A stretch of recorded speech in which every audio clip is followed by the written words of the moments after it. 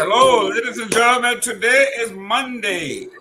Today is Memorial Day in these United States, where we pay tribute and respect to our dead, to the heroes of foreign wars, to heroes that have laid down their lives for this nation and for what we do. We welcome the chief himself. Chief, how you doing there? You looking good, all in black. President Gaiman, good to see you, man. Happy Memorial Day. Yes. And it's the day that we set aside in this country to pay tribute to the heroes and heroines that made the sacrifices to make America what is it today. So that's why we set aside this day just for this day purposely. But again, I'm happy to hear that we are celebrating the Memorial Day all around the USA today. So what is the equivalence of Memorial Day in Liberia? Like a Decoration Day, we call it what? Decoration it's Day? like this. It's this one.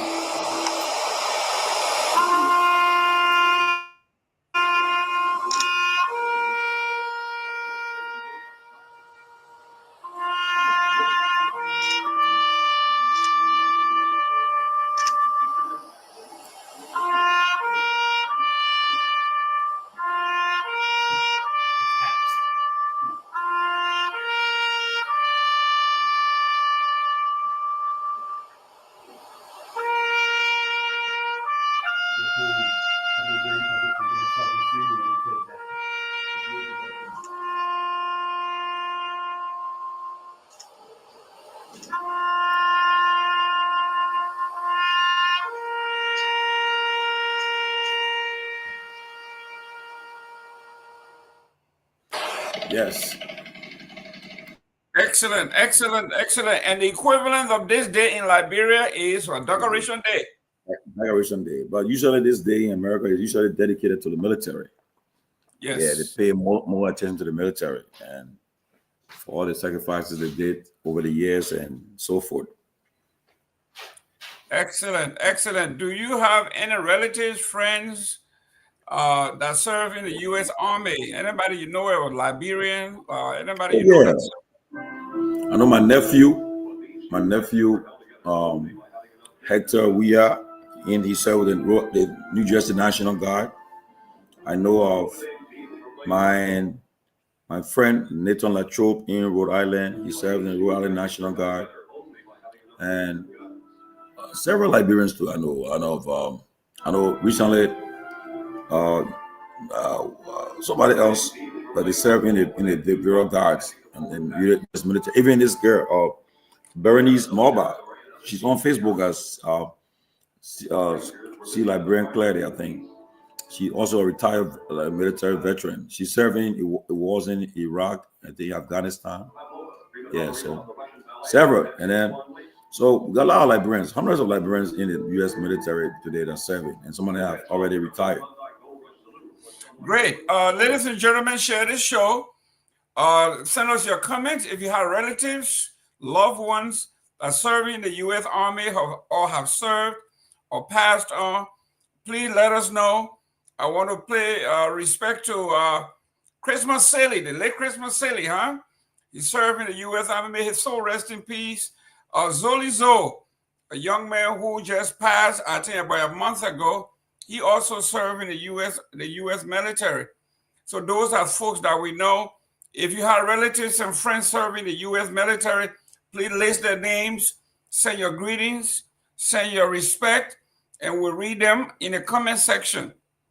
This is a day set aside for people like us who came from a different country. Okay, Honorable George, we are benefiting from people who laid down their life, made the ultimate sacrifice.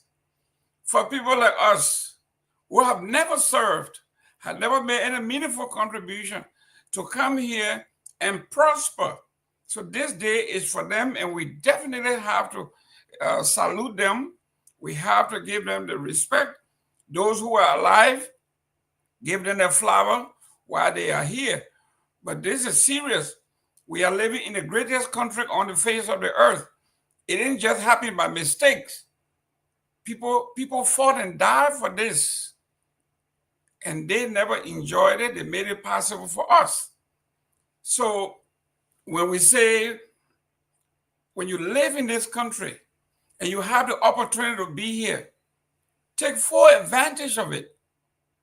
It's an opportunity. The new things that are happening, the new world order that Mr. Trump is pushing, coming to the United States, living here, is an honor and a privilege. It is not your right.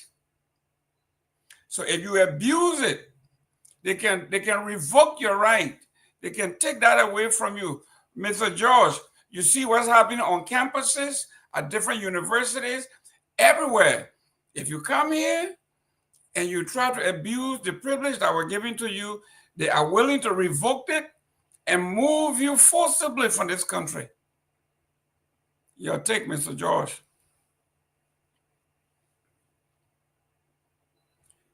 You are muted. Mr. Gaiman, yes, it's true though. We paid, like I said, we always paid homage, tribute to, glowing tribute to those who have served this country, and now through their sacrifices, they have made America the home of the land of the brave, and land of the free. And you all know today America is the greatest country on the earth because of the sacrifices made by their sons and daughters, and today it's been seen, you know, and so we just got to always recognize that and appreciate them for that, and we salute them for everything. So we just continue to hold them in high esteem and thank God that we're in America, because it's a country where your rights are protected, even though, I mean, not 100%, but at least you see some semblance of the rule of law. In this country, imagine America, the cops so powerful. You're driving, you see the cops put a light behind you, you better pull over. You know, you can't even argue until that thing say, "Oh man, where you want me to give you something?" Nothing. You can't even mention it.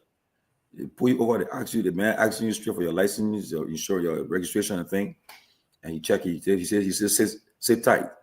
Go back to his car and put your whole stuff up in the computer.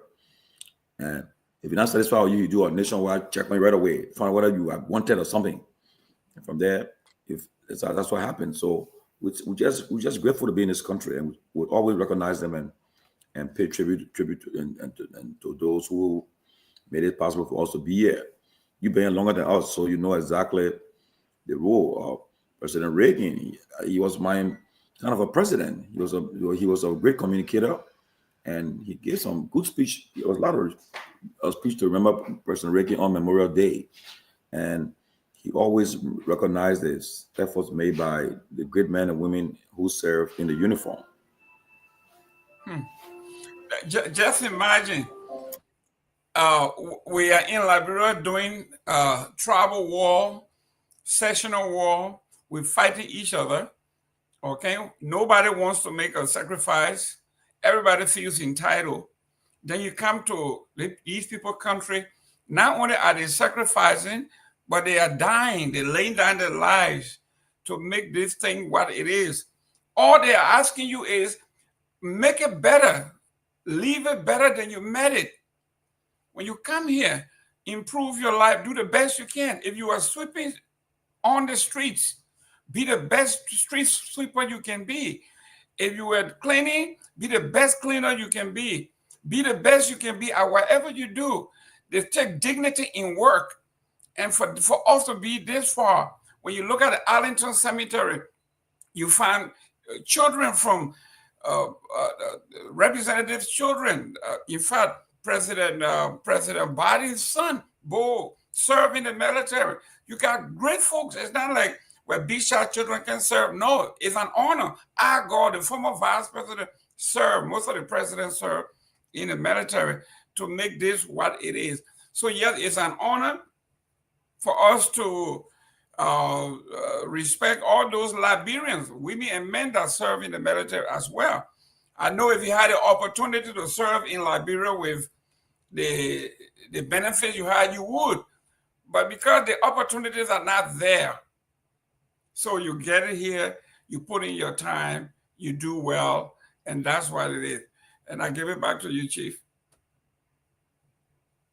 Yeah, like National Cemetery in I listened to a little script of President Reagan. Words are even more feeble on this Memorial Day. For the sight before us is that of a strong and good nation that stands in silence and remembers those who were loved and who in return loved their countrymen enough to die for them. Yet we must try to honor them, not for their sakes alone, but for our own. And if words cannot repay the debt we owe these men, surely with our actions, we must strive to keep faith with them and with a vision that led them to battle and a final sacrifice. Next Monday is Memorial Day. You see, look, Reagan was saying that we should always remember the sacrifice made by these men. Then that's why he honored them. And because whenever America goes around the world promoting peace, trying to help maintain peace and stability around the world. Today they have troops in Germany, in Japan, I think in some certain part of Africa, I think Djibouti, somewhere in Africa there. They have troops all around the world just to make sure that they have and then they have military ships that are that position in certain part of the various ocean, just position there. They are there 365 days a year. They are there. They switch just to keep the peace. In case of anything, they can always be there to serve to bring some help there. That's what makes America the greatest country. And I will tell people it's an opportunity to be here. It's a blessing to be in this country. And when I came to this country, Mr. Gaiman, I really wanted to serve in the military, honestly. I remember the recruiter went to me, my place in Rhode Island, but then I know I had papers at the time. So when we did all this stuff, through the test, everything, time for them to sign on, and they say, well, what's your status? Told them I never had status. They said, well, at least you have a green card, would I enlisted you? That's why I'm happy that my daughter is determined to be part of it. So I'm happy that she's pursuing the Air Force. I'm happy so that at least, somebody from there, my nephew is there, so I'm happy that it'll be somewhere. I respect the U.S. Army. They have a very professional army. Excellent. Memorial Day. Ladies and gentlemen, I know wherever you are, the families everywhere. They're having barbecue, they're having great time, and it's a good thing. Celebrate with the family. Let's honor our dead, respect those who are alive, who are paid. Like going to Afghanistan, serving in foreign wars. It is not an easy thing to serve in wars, but these people do it. And they come back home, they get a VA loan, they got everything else. When you come from the U.S. Army, you can buy homes, you pay your tuition, you can do a lot of other good stuff. It's not like you're living in the barracks and your house is leaking and you can't get paid on time. You don't have any benefits, and if you die for your country, you die basically in vain. That's not how it works here. But while we are talking about the veteran affairs in this country, we got a couple of things we'll be delving into. Current event in Liberia, some of the things that I just broke that we need to talk about in addition. Speaker Cole confesses to the removal of former Speaker Kofa, as he said it was all basically a lie. That's what's breaking up. He said the removal of Kofa was a political payback for what happened with the CDC. It's breaking. We're going to discuss that. We also have the bombing senator dismisses claim by the Liberian government. A letter written from his office. He returned from Sweden, where he was on ECOWAS mission, and he addressed the Liberian government through the Ministry of Information, when they basically charged him with treason for saying that he want the government to fail and that the people want everybody to die and all of that stuff. And they are blaming him for international and foreign investors not coming to the country. They think that he is undermining and discouraging people from coming to the country. Then the fight in the Liberian Christian churches intensified. The fight in Liberia Council of Churches intensified and continued as the charge Dr. Reed is being accused of illegally extending his tenure beyond his 2-year term to 2028. And then we got victims of Lord Rebel General K1. He was delayed. In your hometown, Philadelphia, he was supposed to be sentenced. And his sentence has been delayed, and the victims are saying they are now living in fear that delay in his sentencing gave him opportunity to be making calls back home and getting in contact with folks. And they find out to be basically terrorizing the folks. Then the Chief Justice, you're on fire for withdrawing of public defenders from ministerial courts across the country. The Human Rights Commission Chair Dempster Brown says the decision is hindering access to justice in rural Liberia. Good news for the health sector of Liberia, as 32 Liberian health practitioners return home following 2 weeks intensive training in China. Opposition NPP comes in sharp defense of Senator Snow over allegations of plotting to destabilize the government of Liberia, challenges the government to present credible evidence against the bombing senator. So these are the trending issues that we're going to be discussing. And I'll turn it over to you and Myean. How you doing there, young man? I'm doing great, and you? I'm doing great. Great. The chief is here. Chief, you want to take over? Let's see what Myean has for us. Yeah, I learned Myean is in the studio. He's alone on tonight, so Myean will try to be moderate to make sure we're not here for long with you, so you can get time to go home. Yeah. I know you're alone in the studio tonight, but I just want to talk about quickly. Tomorrow, Liberia ends the campaign for the United Nations seat, Security Council seat, at 1 p.m. tomorrow. Liberia will be closing the campaign at the United Nations headquarters tomorrow. They have a delegation here. I spoke to the Assistant Minister of Foreign Affairs in New York. The election is set for June 3rd at the United Nations at 10 a.m. at the General Assembly Hall. And I'm told that Liberia needs 129 votes. There's the lucky for Liberia. No countries are contesting against them, but I hope they can get 129 votes. They are vying for the West African seat that Sierra Leone is currently occupying, which term will expire on December 31, 2025. And they are vying for the term for 2026-2027. If Liberia wins the seat tomorrow, on June 3rd, they will be replacing Sierra Leone. And no other country in West Africa is contesting against Liberia. And the Democratic Republic of the Congo is contesting, but for the northern and southern seat. And also, they will be replacing Algeria, the DRC. So Liberia will be elected to the UN Security Council by God's grace. And so that's what's happening. And so it will be a great day for Liberia to once more occupy that seat. The last time we had that seat, it was occupied by Angie Brooks Randolph. So the last person who held that seat for Liberia. So we want to recognize that some Liberians are divided on it, but for me, I'm a Liberian, I'm a nationalist, I'm a patriot. I want Liberia to win that seat and to represent us on the seat, you know. That's what I pray for. I pray for Liberia to win that seat so they can be on that seat and it will be fine. So that's why I'm rooting for Liberia. And they need to get the 129 votes and Sierra Leone to replace Sierra Leone on that seat. And so if they win the 129 votes, they'll be on the seats, on occupying that seat on the Security Council for 1 year.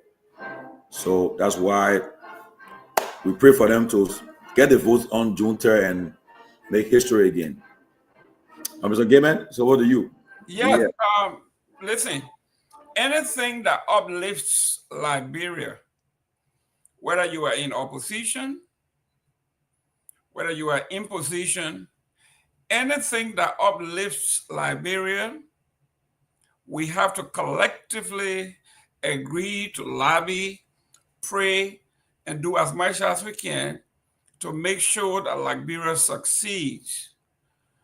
When Liberia succeeds, it's like a wave. It lifts every boat. So if Liberia sits on that seat, if we own the chair, Liberia is in a positive place where our citizens around the world can be heard. So I don't think there's anybody or Liberian that should be in total contrast or opposition to Liberia being elevated to that seat. I understand few folks said we have spent over $1.4 million, some say $5 million, lobbying, traveling, and doing all of those things to get a seat. Why the money could be used at home. But sometimes representing the country, you cannot put monetary value on who we are as a people. There are certain things that just have to be done. And this is one of those things.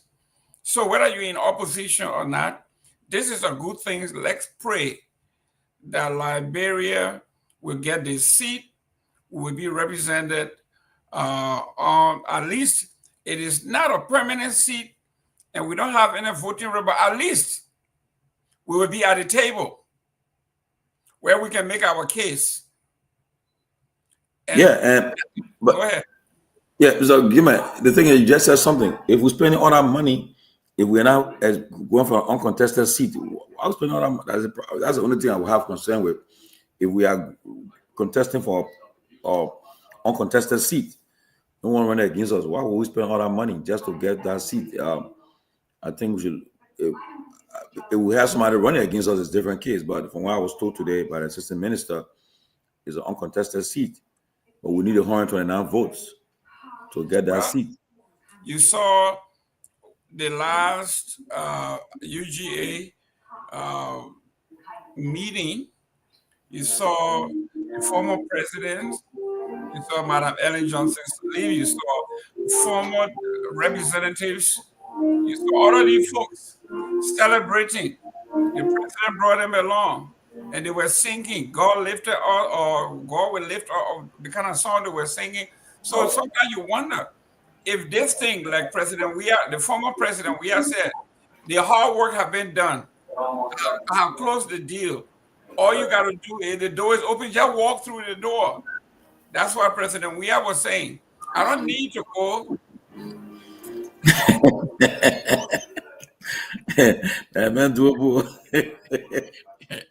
Today, listen, Mr. Duopo, I'm paying respect to my dear comrades. So it's you always, what the military say, a boss call, right? Be prepared, right? You always gotta be prepared. Always. So this is why we have to pray for our country. But yet, the vice president brought all of these folks, they were praise singing, they were dancing, they were cheering. It is not cheap to bring a whole plane full of folks from Liberia, host them for a whole week. And you know how it goes, per diem and all of that goes along.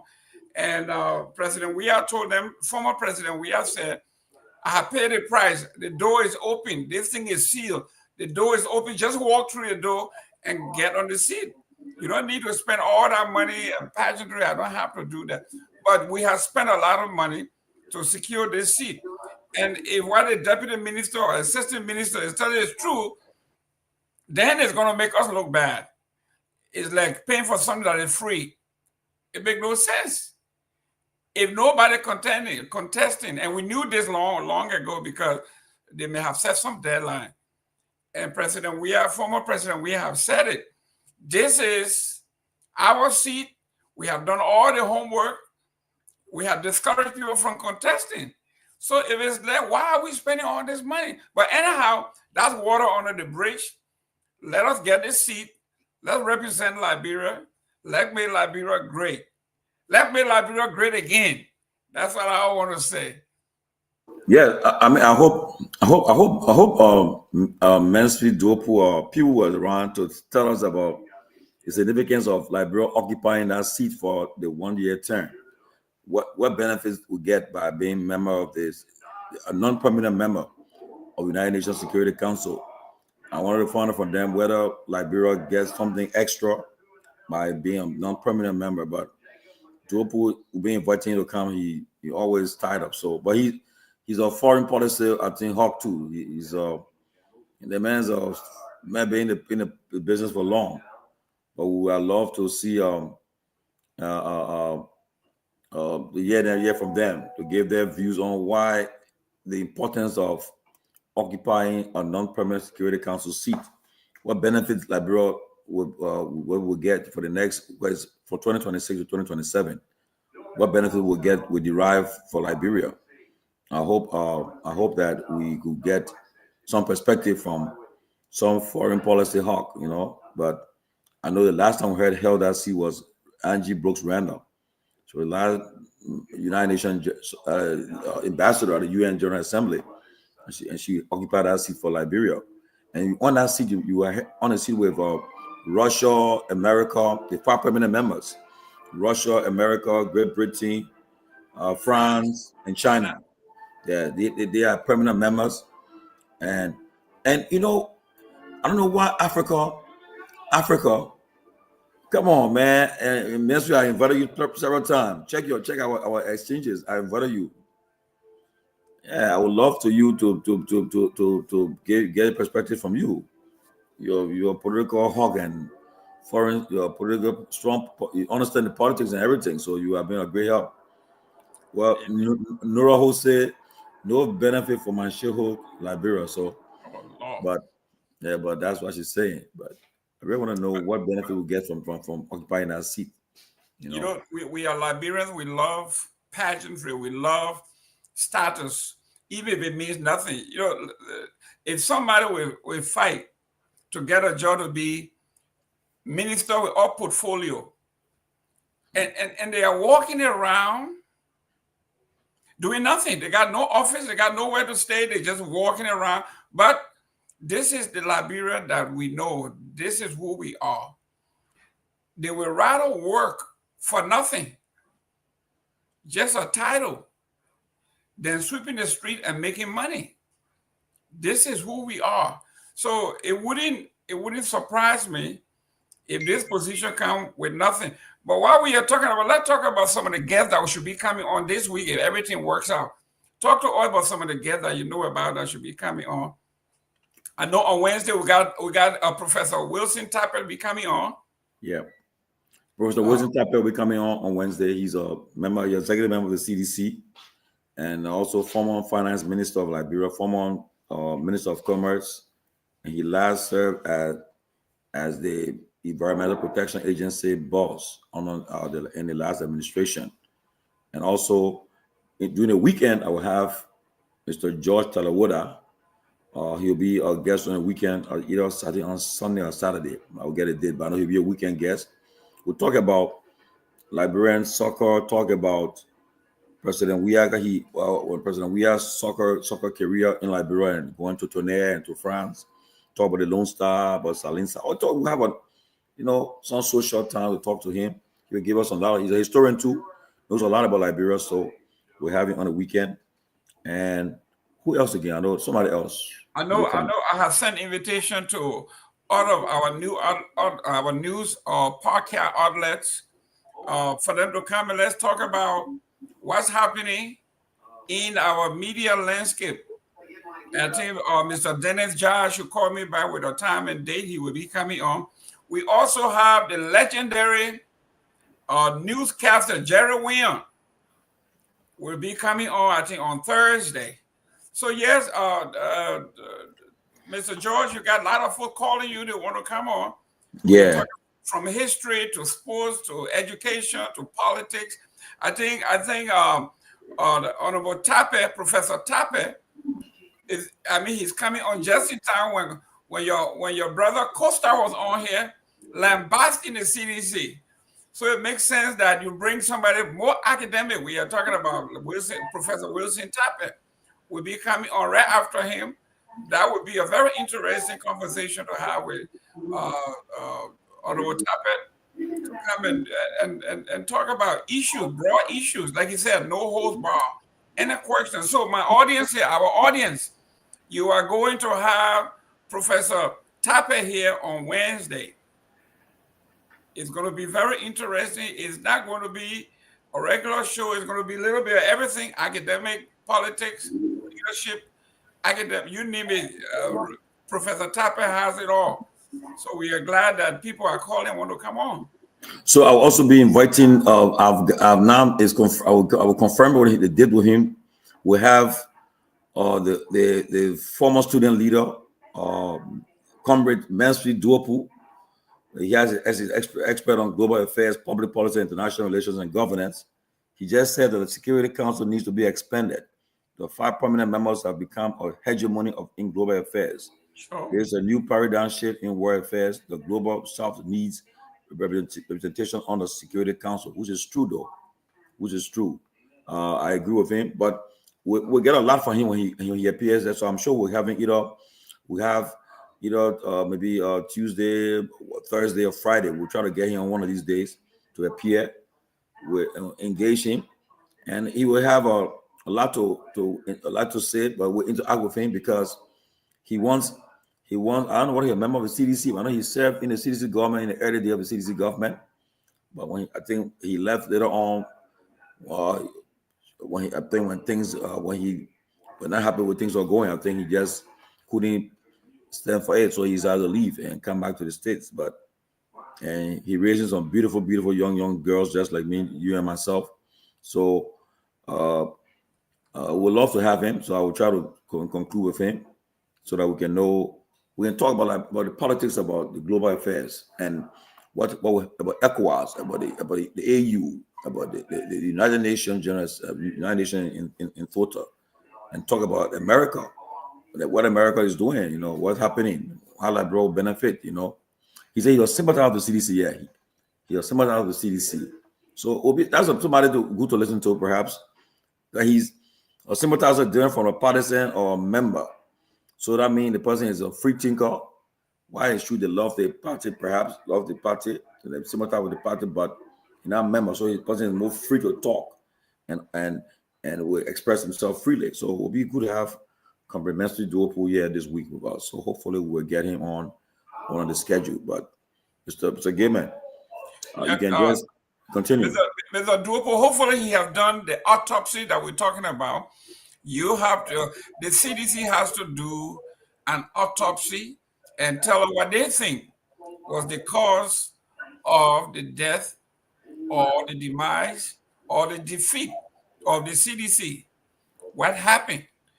They have to do this. If he's a sympathizer, he may be even a better person to do this because he's under no obligation. Exactly. He's free. Exactly. He can see it and say it as he sees it. So that's how it's supposed to be. He understands the American politics, and that's how it's supposed to be. So maybe you help us to tell us what happened, what caused he will give. Perhaps he'll come to give an X-ray. That's why right. CDC or the ruling party, why they lost to, like Costa said, to a broke, weak candidate from the UP. Yes, I mean a broke candidate. They would never have money, but still the CDC lost to them. You'll tell me what happened, and you also factor in the Appleton factor coming too. Okay, it's going to. I mean, and I know Wednesday when Professor Tappet gets here, this lady get a serious problem. What she's saying, that special people comments you highlighting. So Joe is not going to start me commenting though. But we be highlighting this woman here. Well, we're talking about the man, so the man right here, we can't put the man comment there now. Oh my God. You can call in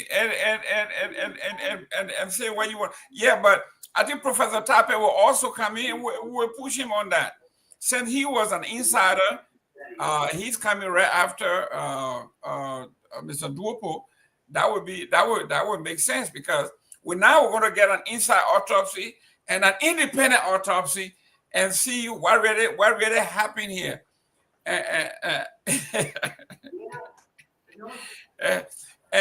where did this thing, what is it, the wheel fall off the rail? Because for a sitting government, the commander-in-chief of the military, you have the military, you got the police, you got the entire government. And for you to lose that to somebody who had, basically, we know they have support from somewhere, but somebody who had nothing, it says a lot about who he is, who and what's going on in Liberia. So the CDC sympathizers will tell us, like today, somebody, they keep inboxing me. An old Liberian journalist called me a loser for criticizing President Weah, a man that I defended. He said, that tells me how fake I was. I was defending a man, and they knew he was this, he was that. And I told him, I said, gentlemen, you guys were defending the Unity Party from 2005. And what happened in 2017? You got 12 years of power. What did you do? What is the landmark? What's the legacy? So why you want to hold me responsible for supporting President Weah for 6 years? Now that I'm no longer supporting you, are you supposed to be happy? So this is where we are. So the topic will be. So the topic will be what will be one of the things we'll be discussing with Mr. Duopu. He'll give his perspective on why the CDC lost the 2023 presidential election. That'll be a great one. We'll do that flyer, put the flyer there, and so our CDC will come in, they'll come for him. He'll hold his ground. No, but it'll be interesting time. So we will definitely do it. Mr. Duopu, just let me know whether you free tomorrow or Thursday or Friday. Right now the days we can let me know which days you can come or Sunday or Saturday too. These are days you can talk about. But anyway, so give me continue quickly. Let me take one call quick, okay? Yeah, please. Yeah. So, ladies and gentlemen, this is where we are on Wednesday. Call your friends, call everybody. Professor Wilson Tape is going to be here to discuss political issues from the inside. And then later on, Honorable Memphis Dopo is going to discuss politics from the outside. Like he said, he's only a sympathizer. He is not a diehard sedition. He is not a Weah-Shan. He's an independent thinker that sympathized with the CDC. And he's going to tell us what went wrong with the CDC. How can a sitting government lose power, not even to an organized party, but a ragtag, someone with nothing, no agenda except a phrase, arrest. We're going to delve into that. But let's talk about the breaking news in Liberia. We are talking about Speaker Coon. Speaker Coon admitted, Liberia Speaker Coon admits Kofi Oster was a political payback against opposition CDC. This is what the speaker is saying. And I will read the article. It's a breaking news. House Speaker Richard Coon has confessed that the removal of former Speaker Jonathan Fonati Kofa was driven by political motives rather than the ethical breaches previously cited by the lawmakers. Speaking during a community engagement in the West Point community on Friday, May 23rd, Speaker Coon publicly apologized to the Liberians for the prolonged legislative crisis that followed Kofi Oster, a crisis that nearly paralyzed the House of Representatives for 7 months, he says. Let me apologize for the tension we created that embarrassed the government and you, the Liberian people, Coon stated. He admitted that the decision to remove Kofi stemmed from a desire to ensure political alignment between the legislature and the ruling establishment, echoing what had occurred during the CDC-led government under Speaker Buffer Chambers. A speaker from the ruling party helped drive the government's agenda, Coon declared to the crowd, many of whom had previously questioned his legitimacy. Attempting to address the criticism head on, he added, I know many of you refer to me as the Chinese speaker or the illegitimate speaker, but today I stand before you as the duly elected and legitimate Speaker of the House, drawing applause and some chuckles from sections of the audience. Some people were applauding him and some people were laughing. So, however, the confession now directly contradicts the narrative upheld for months by the so-called majority bloc, the group of lawmakers who insisted that Kofa removal was grounded in ethics and accountability. Kofa had been accused of practicing private law while serving as a legislator and mismanaging $9.7 million during his time as deputy speaker. Allegation said to violate House Rule 45.1, 45.2. The bloc insisted that his removal was necessary to restore integrity to the House. That version of the event unraveled when the Supreme Court ruled April 2025 that Kofa removal was unconstitutional. But then, however, Coon had already taken over as Speaker. Now his own words have cast fresh doubt on the previous claim, confirming what many had long suspected, that Kofa's ouster was more about partisan power play than principles as alleged. The backlash has been swift and fierce, especially on social media. So this is where we are, my friends, my Liberian folks. The Speaker of the House has now confessed that they connived and lied on Kofa. That what the Unity Party wanted was to be in the same position as the former Speaker Chamber, because they believe Chamber was driving the agenda of the CDC, and for Joseph Boakai and the Unity Party to go anywhere, they needed to have control of both houses like the CDC. So here we are. We have a government that came to change everything, but instead, they are saying they want to be just like the CDC. Then why change? Why ask the Liberians to change? Why lie in the process? Why make claims that the young man was in violation of corruption, practicing law while he was deputy speaker, and charge him only to come and say the charges were false?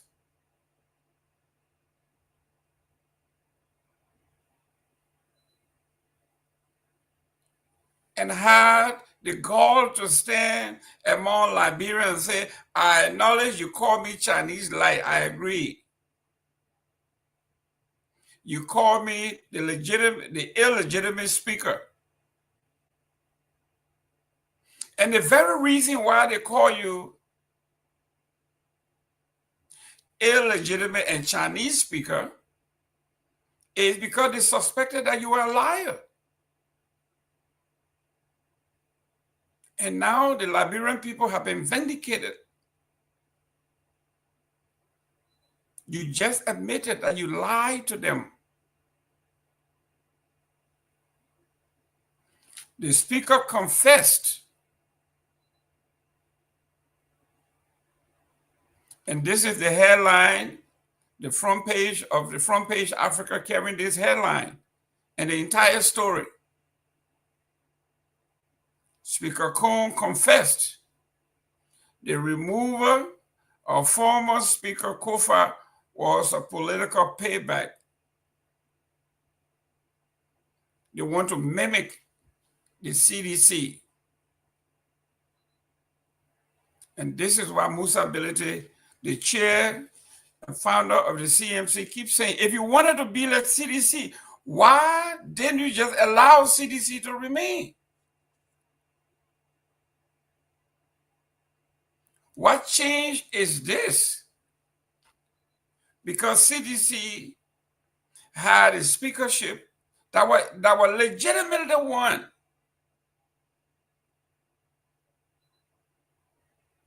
You have decided to mimic the CDC, legal or not. And I think the speaker needs to call Honorable Musa Ability and the Rule of Law Caucus and publicly apologize to them.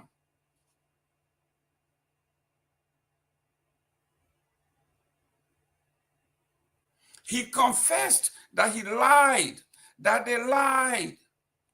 They concocted a story that has no iota of truth to it. He might be a Catholic because he went for confession.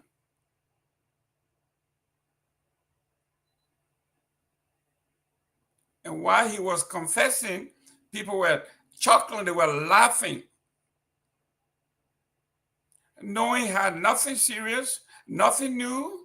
He was confirming what the folks had believed all along, that he was a fraud.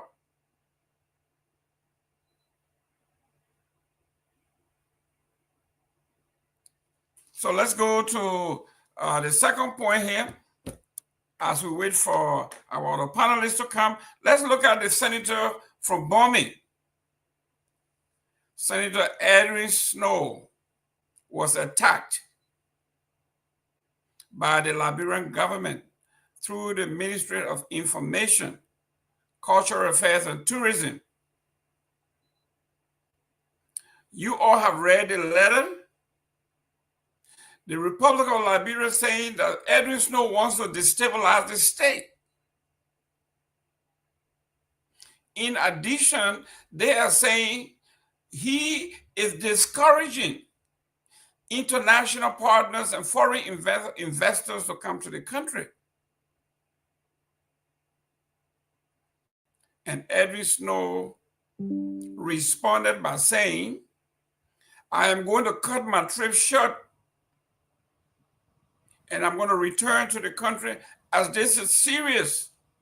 He understands that when you are out of the country, this is when these guys, he remembers vividly what happened to Fonante Kofa. He was out of the country. They concocted this story to remove him as Speaker of the House. Edwin Snow, being a veteran, a tactician, a politician, say all you want to say, he understands Liberian politics. He is saying, I will cut my trip short and I'm coming back to Liberia to deal with this because I know where this is going. A sitting senator is accused for attempting to derail, destabilize the nation state of Liberia by using his influence on the ECOWAS to tarnish the reputation of the Republic of Liberia,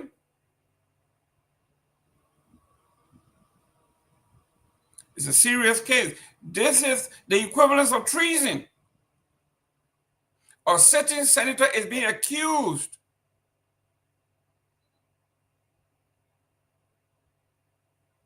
for attempting to destabilize the state. They said he used a comment, a statement, somewhere down the line where he said he wanted the government to fail. And by so doing, he is accused of trying to destabilize the state. Snow is not taking this line down. He's fighting back. We're going to read his letter. We're going to read both letters. Letter from the Republic of Liberia, and then the counter, the retort from Edwin Snow. Let's go to the Council of the Liberian Council of Churches.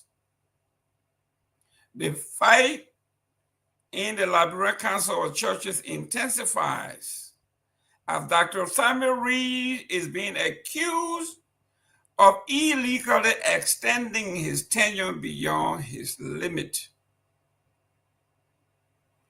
What is going on with the Council of Churches?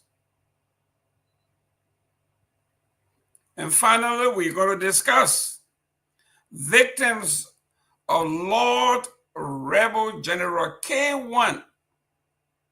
The victim says that they have been living in hell in fear as his sentencing is delayed in Philadelphia. Those of you who were in the Civil War, you may have heard about one rebel leader by the name of General K1. By the way, General K1 has pled guilty to all the charges, and these victims are waiting for him to be sentenced. They would prefer he be behind bars than to sit on his phone in Philadelphia, calling relatives and friends. Is fearful. Let me pull out the article real quick, guys. 1 minute.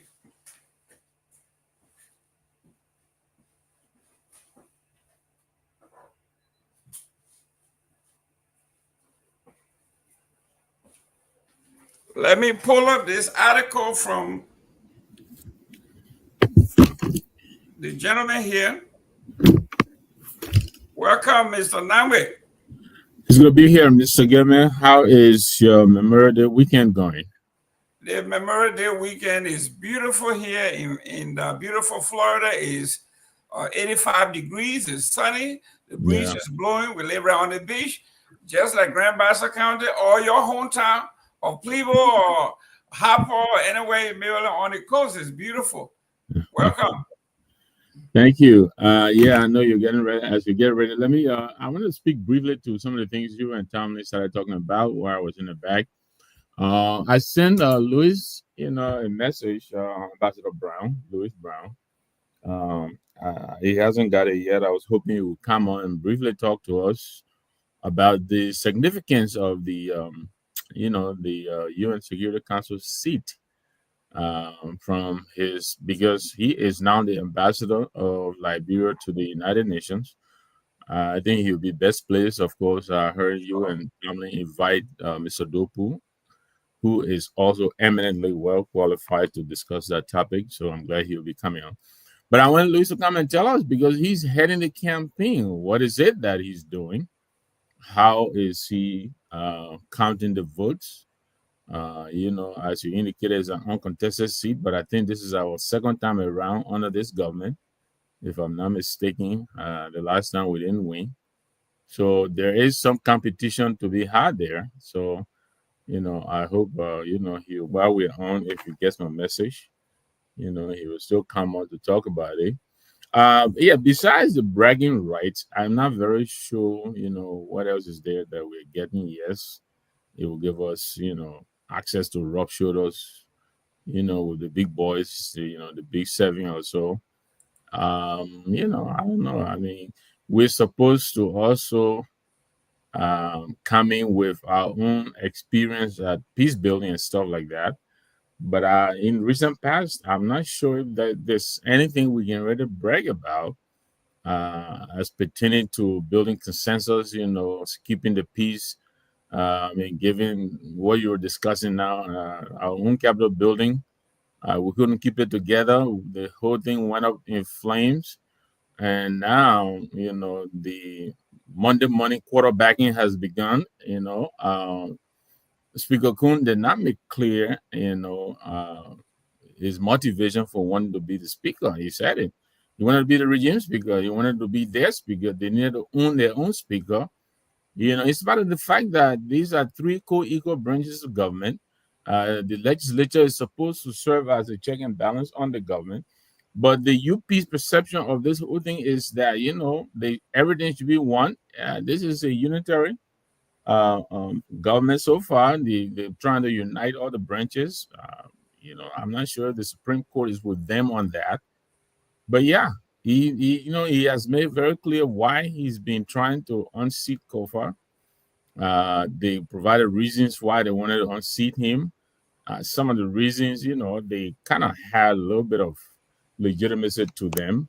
But throughout, we knew that the drive was done by the reasons they were giving. There was some ulterior motive. And so what he said over the weekend to me really is, it's not breaking news. This is something we already knew. They wanted to remove Kofa because they wanted to have the legislature and the executive manager. And I'm sure they are skimming now to take over the judiciary as well. One of our panelists here has not been shy about their attempts to even take over the Elections Commission, and these are really concerning. This government's attempt, to govern us power, consolidate power, so that they will pass things like the budget as they did during the whole fracas when this budget was never, for the debate. And that's the kind of thing they're looking for. So we're not surprised that the speaker will come out now and reveal to us, what has been their motivation all along. This is not good for the country, let's be honest about it. So far, they are now flexing their muscle. I think they attempt to go after Melvin Snow for the remarks that he made, which are clearly within his right as a citizen of Liberia to express his desire to contest for the office of the president. Would I have made the statement the way he did? Probably not. But he didn't advocate for any violent removal of the government that will warrant charges of sedition and all that stuff. I don't think what he said was treasonable. But this is showing to us, what they intend to do. They want to consolidate the power and silence all opposition. They know Snow has made it clear he wants to run for president. They have made a move on Musa Ability. We talked about this here on his business with the petroleum refinery company. They made that move. So yeah, they are flexing their muscle, and the opposition needs to wake up. We need to wake up and see this thing for what it is. So far, only the MCMC I have seen to push back against this government's attempt to muscle Snow for expressing a very non-violent intention to run for the presidency. If you are in the opposition, you want the ruling party not to succeed to give you a chance to take a shot. It's clear. People do it here. Michelle Bachmann is on record here for saying that. The Senate Majority Leader, McConnell, is on record for saying that. That is not treasonable. What Snow said is clearly is a democratic expression of his desire to become president. What they need to do is to turn that and work it against him, draw up the jingle, whatever it will require, and make him unpopular for that. But to come after him the way they are doing, it's indicating to us that they are developing an intolerance, high level of intolerance for the opposition. So we need to unite and come together. I'm hoping the rest of the opposition will follow suit on what the CMC has done to issue a strong denial, a strong rebuttal and criticism of this callous attempt to muscle the opposition.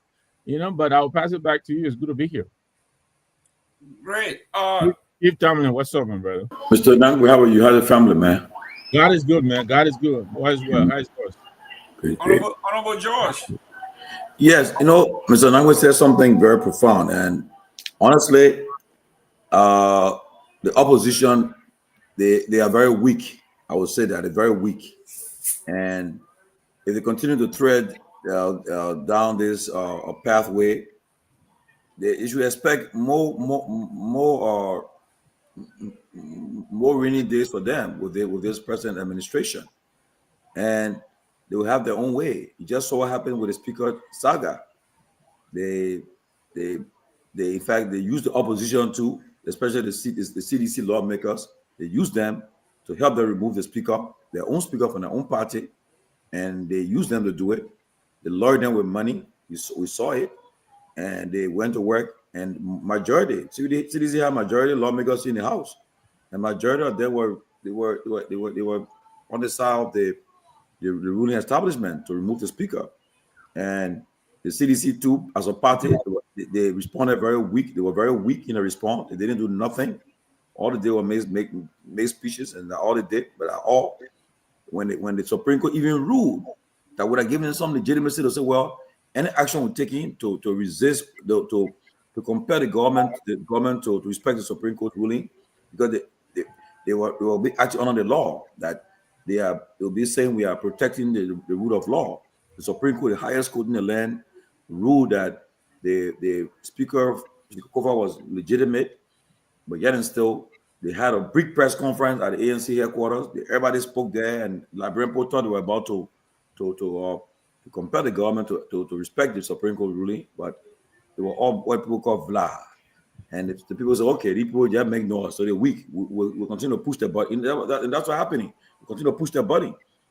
Imagine Supreme Court rule, and they had a right to say, well, we can resist compel the government to act, and then they start and ignore it. And they say, but then the people are weak. Yeah. So what's going to happen? They'll continue to push. Now, the CMC, I will give them credit. They are being on the record every time. They're the ones who on the record to condemn and react. But the other parties taking it, and the ANC, yeah, will come into and do it. But the CNC are being on the forefront of making the case. But if the opposition continue to be weak, the government continue to push the button, continue to test the resolve. And with this one, I talked to Snow yesterday. Yeah, Sunday. I think he was on the way to Ghana when we talked. And he said he ready to do some communication. I think he wrote the Senate. I think he wrote the ECOWAS. But what I'm watching tomorrow, the Senate, when they convene in session, because I know the vice president, who's the president of the Senate, the pro tem, they're the one who took Snow went to the president's house for breakfast. So now, I want to see how to handle his communication. If you guys went there and mend the differences there, mend the fences there, and then after a few days, we see this skipping attack on you from the government through the information ministry. The question is, the acquiescence of the president. Did he sanction that? Did he approve for that attack on Senator Snow? We don't know. So let's see what the Senate will handle it tomorrow when the region session. I'm sure we'll read a letter on the Senate floor, the communication. We'll see how the president pro tem and the vice president, whoever is presiding tomorrow, how we'll handle it. But if they continue to play this weak opposition weak, trust me, the ruling party is about to appoint a new chief justice in a few months. This next month, Justice your tenure ends. Will be appointing a new chief justice. I think another Supreme Court justice before the term ends will be ending the term either next year or so. They have another Supreme Court justice, and then there will be reconstituting the election commission. All of them the tenure ending I think next year. So they appoint a new commission, and then we'll see what happens from there. And Madam Sali what she did was she allowed parties to nominate people. That's how come CDC nominated the present chair, Madam Brown. She came from CDC. They recommended her to represent, from that end on NEC. And I know the day they cry over her name. They cry over her name, but then again, let's see what happened. And I'll tell you the truth.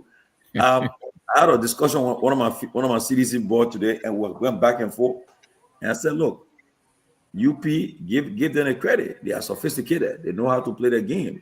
They're going to fight. They're in power now. They will not allow power to leave from them easily. They will fight to maintain power. They will fight to hold on to power. And unless we take away stop being selfish and come for a united opposition front, a united one, strong one, to say, well, we got to try. In my position, I will say again, I'm all for a third an alternative to CDC and UP. If that way I'm heading, I don't care, but want an alternative to CDC and UP for 2029. That's where I'm heading. Or anybody want to join that train with me, I'm on that train. And we're heading there. When the time comes, we announce who our choice of alternative will be. But right now, my man, the train is already in for you. Just punch your ticket again. The CMC is the third lane. 3 months into our formation. We don't know. We don't know the future. So you don't know, but we know. We know where the train is headed. Well, we don't know the future. Because I spoke to somebody too. I spoke to somebody over the weekend. The party will be launched, I think they said by August, launching the party.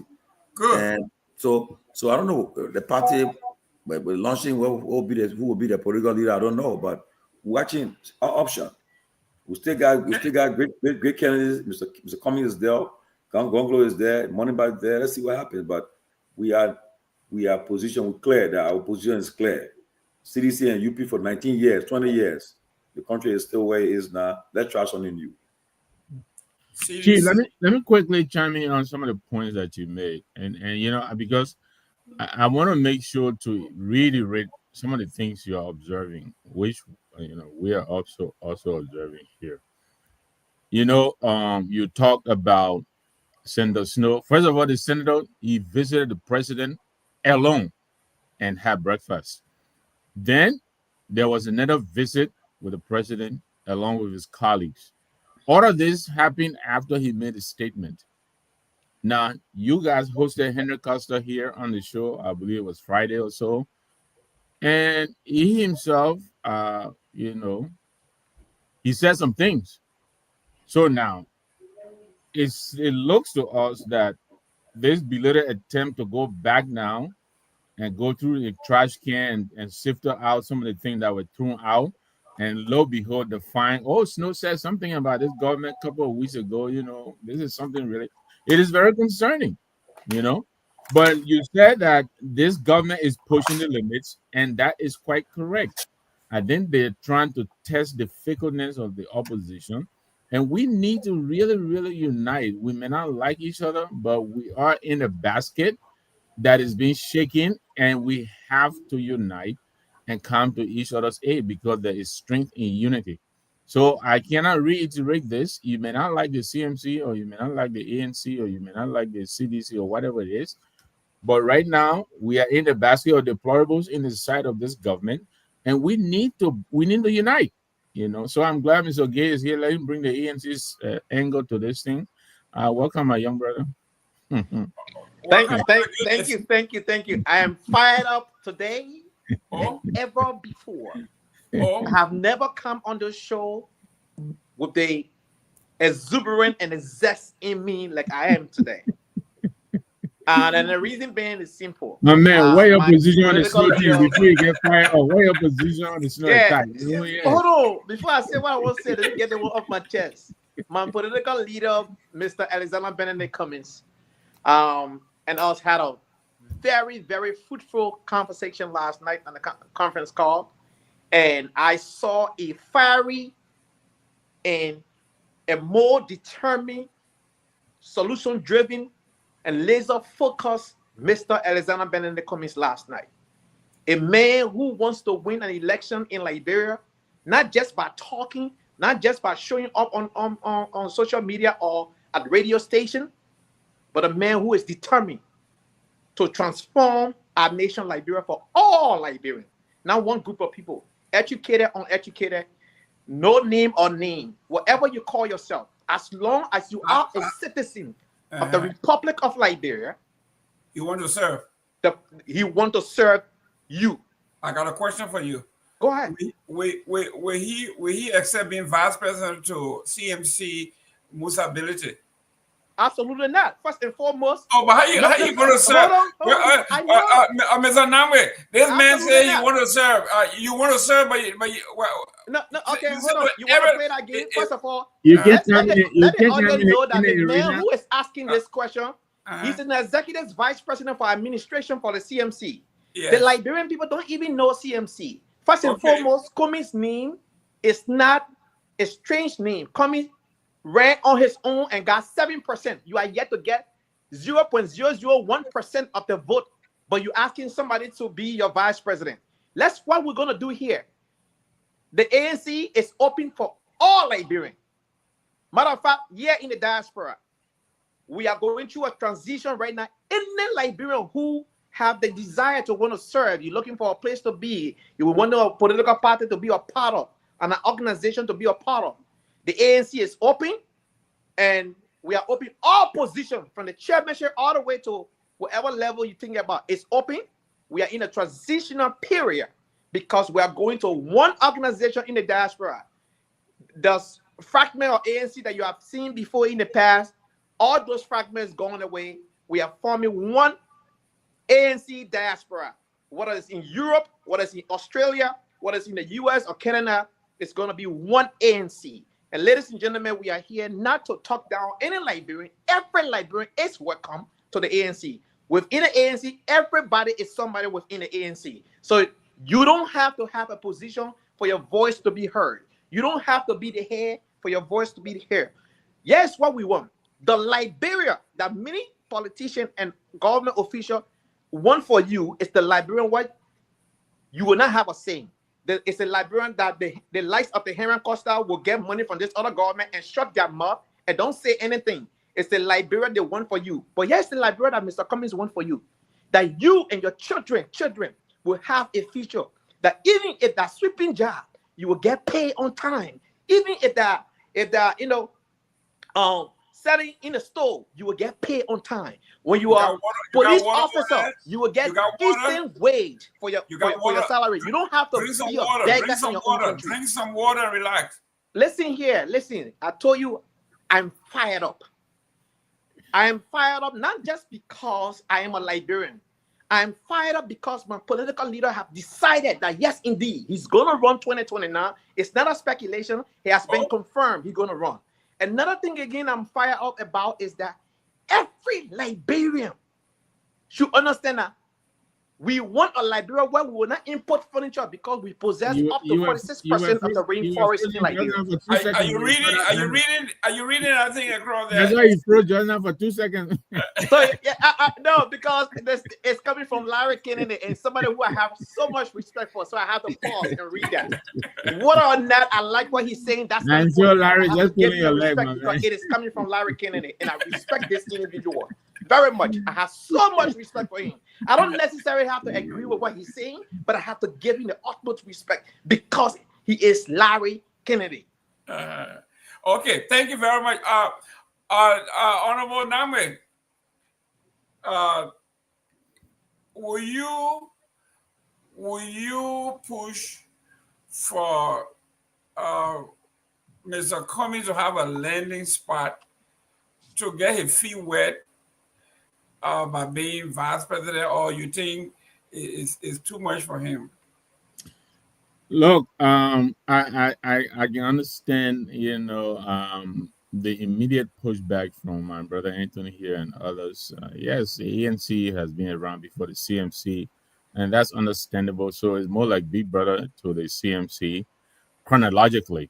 But let's be honest, right? And I advise the CPP, which Mr. Cummings represented in the last elections. All right, there is a spunk to the CMC that I did not see in the CPP, and I would just let Mr. Gabe reflect on the record of the CMC political leader in this short period of time, and this is something that we advised the stand-up bearer of the CPP to think about. And given what the CMC is doing now, I mean, we do have quite a bit of time ahead of us. I just have one question for you before you land, right? What is the email of the CMC? The email? Email? Yeah. Mm-hmm. Email. What email got to do with the 1%? I'm just asking, what is the email of the CMC? I'm confused. What? You can send it to my email. Okay, you can send a communication to my email. I will send it to you. Just call it out loud. Let the Liberian people hear it. What that has to do with Cummings being vice president? It has to do a lot. What is does it? the email of the Well, CMC? so if I give you an email, Comey will be vice president? No. What is Oh, the so, email? okay. I just asked So the question. It is move- not a condition for Cummings to be a vice president. So Comey's, So So Anthony, what is the email of CMC? go ahead. let me say this. You see, right? you're still using Gmail, you're still using Yahoo, you're still using Hotmail, you're still using AOL, but you want to call Mr. Cummings to be your VP when ANC has an official email that is not Gmail, that is not Hotmail, that is not Yahoo, but Is it's that at ANC. That the ANC, that the email gave him 1%? What does that have to do? Election have gone past. We passed that stage. It is in a rear view mirror. Yeah, that's the conversation we need to have. What is the Liberia you want to offer the Liberian people? Let's talk about that then. What is the Liberia that CMC want to give the Liberian people? That's what we ought to talk about.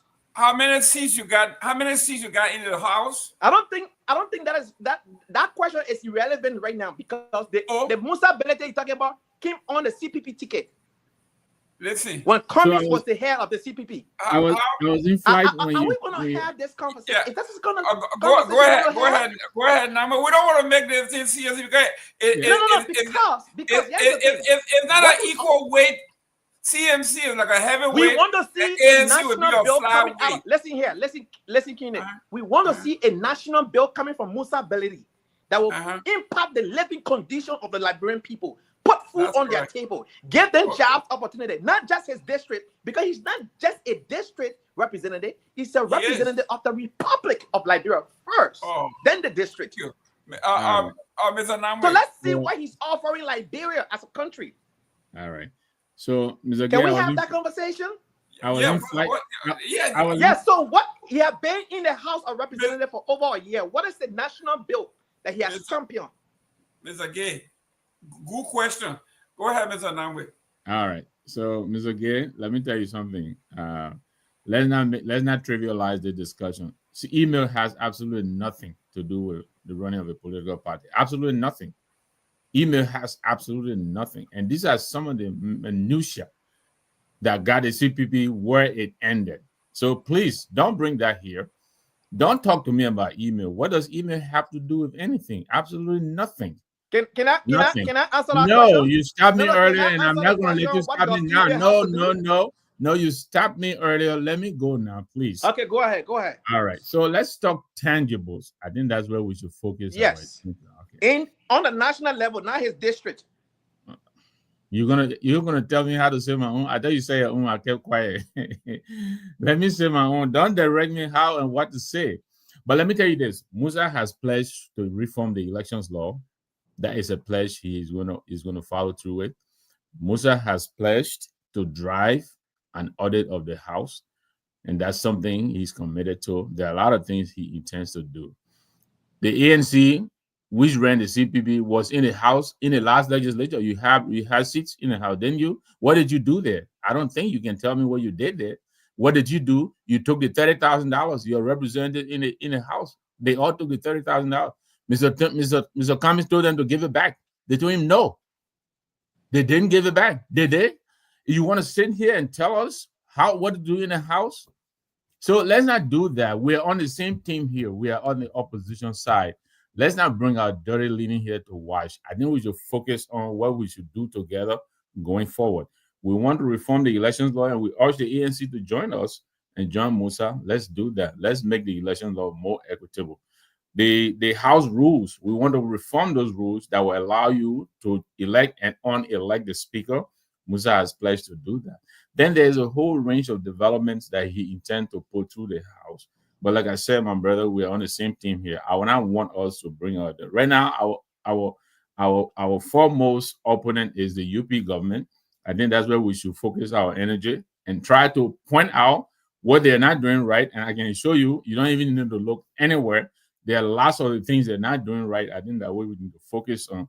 So if you want to come back at me and we can dirty our dirty linen, I'm all for it, but it's not going to help you. It's not going to help me.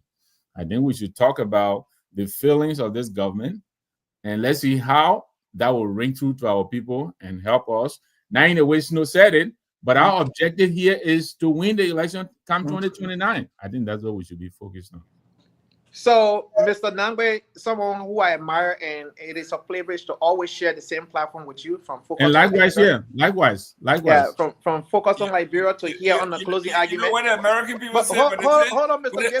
When they say I like you and you already, you know they come and hit you low. Go Hey, ahead. listen, Mr. Gibson. Hold on, before I lose my train of thought, right? I want to respectfully disagree with my senior brother, someone who I admire dearly, right? Okay. Right? I want to respectfully disagree with what he just said to me. Yes, we are all opposition. We need to collaborate. We need to do things together. Take But we 50-second break. Take 50-second break and rewire other Big Brother road. Take 50 hold seconds on. break. It's like this apple and oranges thing. Even though we are all fruits, but we are distinct in our category, right? When you work in the medical field, you understand that the doctor will not prescribe an orange juice for somebody who has acid reflux disease. Why? Because even though apple is a fruit, but orange is also a fruit, right? Why can't the person drink orange juice, but apple juice? Because there is a reason why. The orange juice will have a reaction, right? It's acidic. It will have a reaction to that person's acid reflux. So not because we are all oppositions, so everything about us is kind of intertwined and we can't speak out what needs to be spelled out. Let me give you some specificities here as to how things are a bit different. And the reason here is very simple. You say, oh, the ANC, have a lawmaker. First and foremost, ANC never had a representative prior to the 2023 election, right? ANC only had senators, now representatives, right? Because they came in through the CPP collaboration in 2020. The likes of, Bocha from Jonathan Stewart. Yeah, but that's what I said. That came from you had a Liberia lawmaker. I'm not sure if I said representative, but go ahead. Yeah. Go ahead. So in this light, let's just face it right here, right? The CPP was a formidable party that could unseat any government or defeat any opposition going against the CPP at the time, because we had a good team. And the Liberian people embraced the CPP at the time. Be as it may, we found ourselves where we are because things did not go as planned. However, the ANC today remain the alternative to Liberia's problem. And yes, the reason why. What we currently have and what we have had then, it is the same thing the other political party, what a new political party is formed today or tomorrow, is what they're bringing. Here's the thing. We collaborate here, I get to this level, and we all the same people, and Liberia remain the same. That Liberia kind of thing. They don't want change. They do not want change. All they want is chances to enrich themselves, that surrounding, or whatever. What we are offering the Liberian people is for all Liberians to have an opportunity. They are not going to be rich, but they are not going to be poor as they are today. Because you know what? They were afford to send their children to school. They were afford to put food on the table for their children. They were afford to do things, take vacation. They will afford to do those things. Why? Because we're not just going to be extracting our raw material and shipping it out of the country. Our raw material will be giving a value added. For instance, iron ore will not be shipped out. Like Southern Metal Steel is shipping it out right now. We will have a plant where the iron will be processed into a metal sheet, into a metal beam, into a steel rod. You understand? These things of value will be added to it. We will not have to import furniture from China when we possess up to 46% of the rainforest in the West Africa. We will have furniture factories. You understand? These are things. We need to make furniture in Liberia and export it, not to import it back to Liberia. For Liberia to have opportunity to strive in their own country, not for them to be beggar in their own country. Mr. That's what we are talking about. It is the big difference. Now, you just talk about, oh, he's thinking about. You've been talking about 4 minutes. I didn't talk for 4 minutes. But he gave me a fire. Let him burn down. Okay, let him spend himself. Go ahead. Land so we can go to the topic. So what I'm saying here is that we are open to all Liberians. All Liberians are welcome to come to us. Because the reason there is we don't have all of the answers. We don't have all of the solutions. We don't have everything. But what we know how to do best It's to collaborate. It's to give people the opportunity to shine. That's what we know how to do. Let me ask you this as you're ending, right? And you came here and said a lot of good things about me. I appreciate that. And I have in return, I gotta also tell you how much I respect your smarts. You're younger than I am, but you're very sharp. I appreciate being here with you. I just want you to tell me, what is it that you have seen as your post-election analysis that you are not going to do this time around to give us the opposition? I keep saying all because I was part of the CPP, to give you a better chance than you got in 2029. You don't have to tell me details, but you know, some of the things I'm not going to say because it will still hurt us if I say it publicly. But I was privileged to be part of the postmodern team, the 2017 after the election and the 2023 after the election. Having seen what we went right and wrong, this has informed our leadership team and the direction we are going today. So we know our strength, we know our weaknesses, we know where we need to work on, where we are falling short. Okay, Mr. Gay. Thank you. Say you did a postpartum exam for the first defeat. So you knew what killed that body.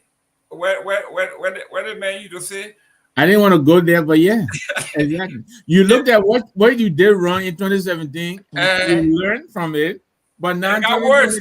It got worse in 2017. So let me guys say that you got to compare apple to apple and orange to orange. We're trying two deaths. It was listen now. In 2017, it was just Mr. Cummings, not a collaboration. The idea of the collaboration was never brought up before. Then people said, based on X, Y, and Z, if we collaborate, we will be successful. We put the collaboration to test in 2020, ladies and gentlemen. And the collaboration was successful in 2020. You cannot say in 2020 that the CPP failed. That is the reason why we went with the collaboration, because we tested the collaboration in 2020 and it was very successful. And you want to dispute the record of 2020 of CPP? No, you did. The CPP did good 2020, but in 2023, CPP is not ANC. Again, I said CPP because it was a collaboration of 4 political parties. That's correct. So it is because the CPP was tested in 2020. That's why we did not go back to having Mr. Cummings alone going on the ticket. So I'm here. I know I'm in the lion's den, but guess what? I'm prepared to get out of here because I am Daniel. Okay, now let's go to today's topic. Speaker Cole confesses to lie on the removal of Fonati Kofa.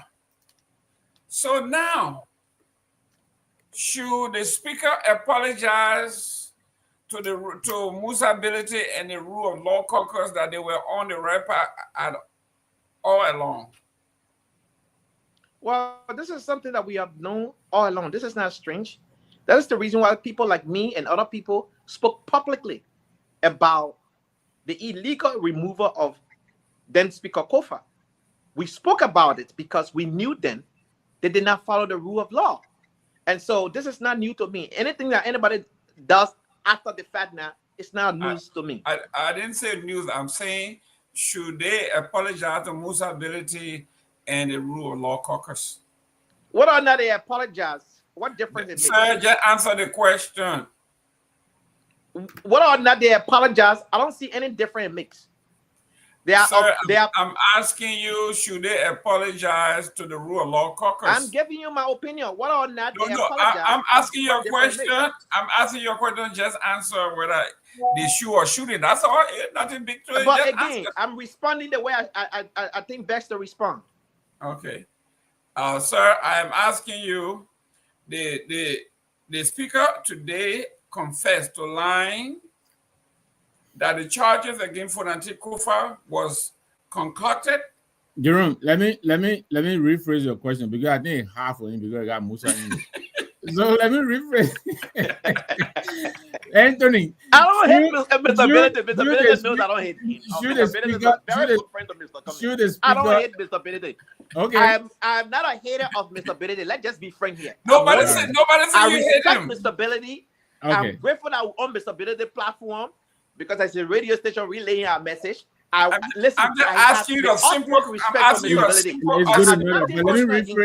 rephrase your own question. Do you think the speaker and his team owe an apology to the Liberian people for holding us almost 7 months hostage, doing nothing, getting paid? The only apologies I will accept from the speaker currently, if he resign, do the honorable thing that what he did to the Liberian people, he misled them, and he can resign. That is a question. Again, that is the best answer I can provide for you. That's my opinion on the matter. Okay. The chief is back. Chief Tomalin George. Should the speaker apologize to the rule of law caucus and the chairman Musa Ability because he just confessed that he lied? Well, first of all, before I go, let me address the cover your own first. You know, let me say this right about our politics in Liberia. What I've noticed, we will do all the fighting when it comes to the at the end of the road. That's why I've learned a lot to be very careful what I say, because 2023 I was very critical against the CDC, but at the end of the day, in the run-up, I ended up going back to support my own. So you voted the CDC, you confessing? We all remember I voted the war. I voted the CDC during the runoff. The first 2020 election, I cleared. I went to Habel. When I got there, I voted for Cummings, I voted for McGill, I voted for Ava Jones. I voted for them.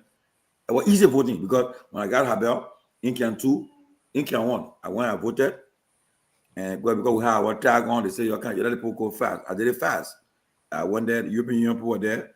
I voted and I left. People went to Orange go to vote. The same way you voted the same way too, but they were the representative and the senator different way for in Orange Grove. And we voted over here. I voted for Cummings, that for sure. And I was done. I said, I'll come back home. On my way back home, when they told me, they said, look, man, you're that kind of fight. And I said, yeah, because the UP, we had to dismantle the CPP. I wasn't happy with that. But that was it. But again, as let me say, now we said earlier, we are opposition. You opposition, you gotta be careful what you say because you can't alienate your fellow opposition. You're all striking for the same goal, to remove the CDC and the UP for not to let it come to power. So in order to do that, you got to be very measured when you are dealing with your fellow opposition, because you know what can happen. You can't condemn CNC, you can't condemn ANC, you can't condemn any, because at the end of the day, when we get to that point, in fact, I can tell you in 2025, right?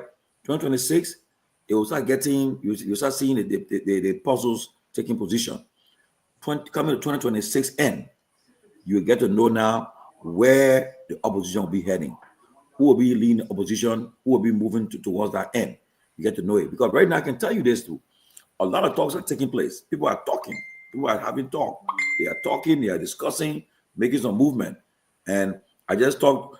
Somebody, one of the top politicians, told me over the weekend that their party will be announced. I think in August we had a new party. So, and people are not forming party because they want to be president. One thing I understand too. Most people form party for the house, for the Senate. Yes, and then get seat at the table. When it comes to that opposition unity, that alliance or coalition, they will at least have a seat, come with a backing chip to say yes. That's it. Start from there, because we have observed in Liberia, no party can win election in Liberia only alone. Chancellor, no person who broke that record. Since then, it took the breaking of Liberian Action Party and LUP, and to form the Unity Party, to strengthen the Unity Party. Loop, LAP, and UP came out with UP. CDC to win 2017, it took the MPP and LPDP. Unity Party. With the icing on the cake with MDR. Yeah, they took pieces from LP, from MDR, and from Liberia Party. From everybody took pieces on it, called it the Unity Party Alliance. How they call it alliance now. And so right now, that's the situation. So let's be careful. The goal is to ensure that 2029 we don't see the return of UP and CDC again. So in doing that, we'll be very careful and measured. But I can tell you though now, so the party that you see at the end of the day, you see them. You can never tell. You see Mr. Nangbe, Mr. Gayman. You know what? You'll see them behind the ANC. You know, the unapologetic. Mr. George. Yeah, Mr. George, I can't let you get away with this one. Okay. Please answer the question. Should the speaker apologize to the rule of law caucus and their chair? Oh, okay, please bring me up to speed with that. Let me. What he said, because the speaker, I'm using the speaker right now. I sent the speaker. In fact, I sent him a message. I said, look, you speaker for the entire country now. Right. You're not speaker for certain people or regime speaker. So we'd like to talk to you. You know, when you read somebody a message on WhatsApp. On WhatsApp, you can know. Yeah. So he did it. So today I told you, I said, well, you see, this is how it starts. I told the two of his colleagues, I said, you see, reach out to the man respectfully, we're telling him, tell me, say you want to talk to us, we understand, but don't ignore us. When you do that now, there's speculation comes in, then put that speculating about you. So he continue in that direction, then we'll just label him and call him what regime speaker, we'll just do that what he want to be called. But go ahead, let me hear what you say. The headline in Monrovia is Speaker Cone confesses that the removal of former Speaker Kofa was not illegal, as they said, but because of political payback. They wanted to be like the CDC, where chamber controlled the budget and push the narrative of the CDC. So the United Party wanted to be just like the CDC. They wanted to control the speaker, the speakership, and the budget to push Joseph Boakai narrative. So all the stuff they made up, they say were lies. So shouldn't they apologize to the folks that they lied on? I mean, it's true, but let me say this. Look, we all know that whole thing about the impasse at the legislature or at the House, well, because of budget. That's all. Budget. That's all we're about. Nothing else. Okay? Nothing else. It wasn't about any principal issue. No. And I remember vividly, I was talking to Tua. I said, the minute the budget is presented, you see what happened. People, and what he said, when the budget was presented, then when you saw the Justice Minister coming to say, the Supreme Court said this, and what happened? They sent it quickly, say, yeah, we will recognize the speaker. The president said, I will do business with them. Because the Justice Minister now advised us, tell them where we should go. Okay? And when that happened, the budget was passed quickly. They passed the budget quickly. And then what happened? Because in that budget now, everybody got a poke in that budget. Everybody got a poke in that budget. Okay? If they will put different items. And it's all about the budget, all about the money. It's all about the money. And that's why our people, we keep telling them, and Professor Kennedy was saying on the weekend, which I love what he said. Go to the people now and tell them, say, the last couple of years, what have been the price of rice cost? How many clinics? I mean, how many? Look at the rate of mortality rate. How many pregnant women dying still from birth? How many children dying from curable diseases? These are things that people have been saying. Okay, people are saying it now. So people should look at that. It's all about the budget. So Richard Kunala, they had no reason to remove Kofa, but because and Kofa was even doing good for them. Kofa was, even the people were accusing Kofa, you become a spokesman for the president. He justified what the president should make travel all the country. He justified it. He said he worked with the president. He's not here to fight the president. He's here to be a help to coordinate with the president. And people said, "Oh, you join the regime." So it's not to say you're opposing the president, opposing the agenda. He was in support of it, but all because it's down to the budget. And to make matter worse, when he said he will commission an audit for the first time, that was the marching orders for him. That was marching order for him. The minute he said we'll commission an audit, that was the marching orders. So, oh yeah, this guy commission audit. Because don't mind you now, most of the people in position today, they were in the Ways and Means Committee in the House, and that all the guys would have been called. You know that all the guys were on committees. They served committees in a House before they got to the Senate. So that's where the problem started from. The minute talk about auditing, and they said, well, this guy, no. We will let the guy stay there. He's a lawyer. He's smart. He will definitely bring us down. And when he bring us down, we'll be exposed. Because the man he will make sure all the records are made public, and people will know where we get our money from, how we're able to stay in power. So Richard Quinn is not lying. If he said that, Yeah, all because they did it because they wanted to have access to the budget, and now while they got rid of the CDC parties, they let speak up in CDC party, and they use their own members to do it too. Yeah, he says here. And Tomalin, to that effect, right? And that's why we continue to tell the people the Liberia that needs to happen, that need to present itself to the Liberian people. It's not the current politician, not the current government official. You know why? If you have CDC currently have more lawmakers in both houses than any political party. If you hold the third most powerful position of the government in the country and sit there and allow the ruling party to orchestrate a movement to unseat your speaker, what change can you offer the Liberian people? Decisions are made at the first branch of government that have impact on the living condition of the people. And if the ruling establishment can orchestrate a movement, you that have more members than any other political party, how can you then say you are the alternative to resolve the Liberian people problem? And you cannot also be the ruling establishment and don't lay out the foundation as to how you're going to move the country forward, but continue to say we are about to, we just starting to, we going to, all the future-richest terms. We are sick and tired of it. The Liberian people don't have that time on their hand to wait and see what you're going to be thinking.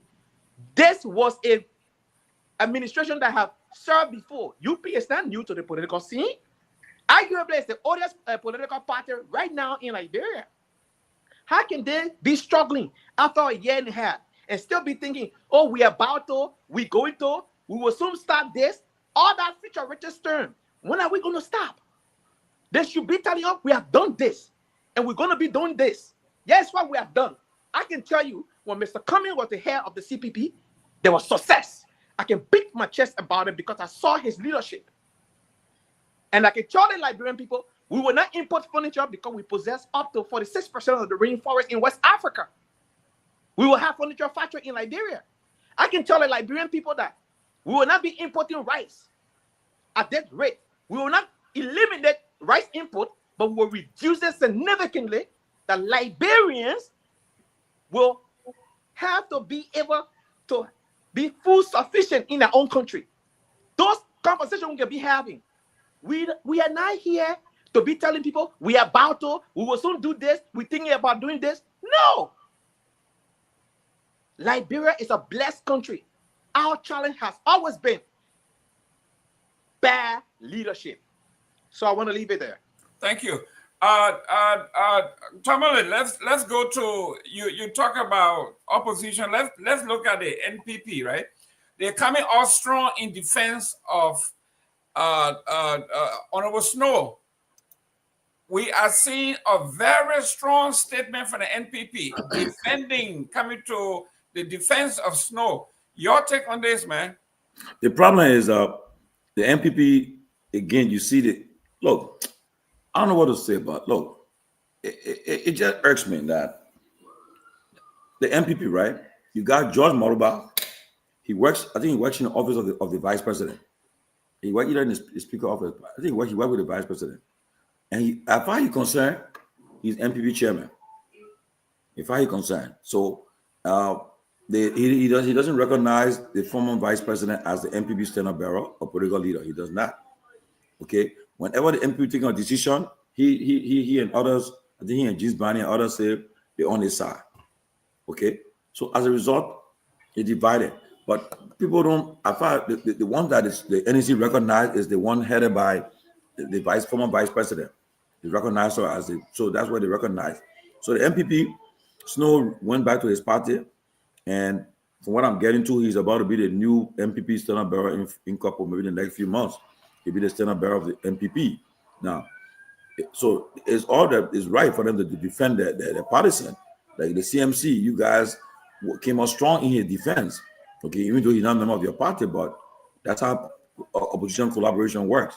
And so they came out strong to defend him. And the NPP have taken drawn the line. You know, most of some of the officials are in the government, but yet and still they are speaking.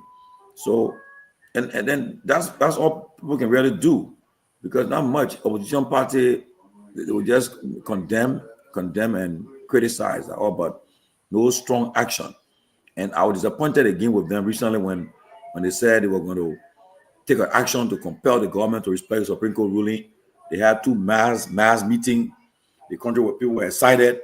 People said, "Now enough is enough. They're about to put this into an end to stop this disrespect," and all that became vla. And you see right now, our brother, you get quiet right now, right? You not talking right now. You get going quiet. But I can tell you, as soon as I go flips, because we open up on him, and he'll get back on his his mission. But MPP, yes, I think the statement is timely in defense of their partisan. Honorable Nambe,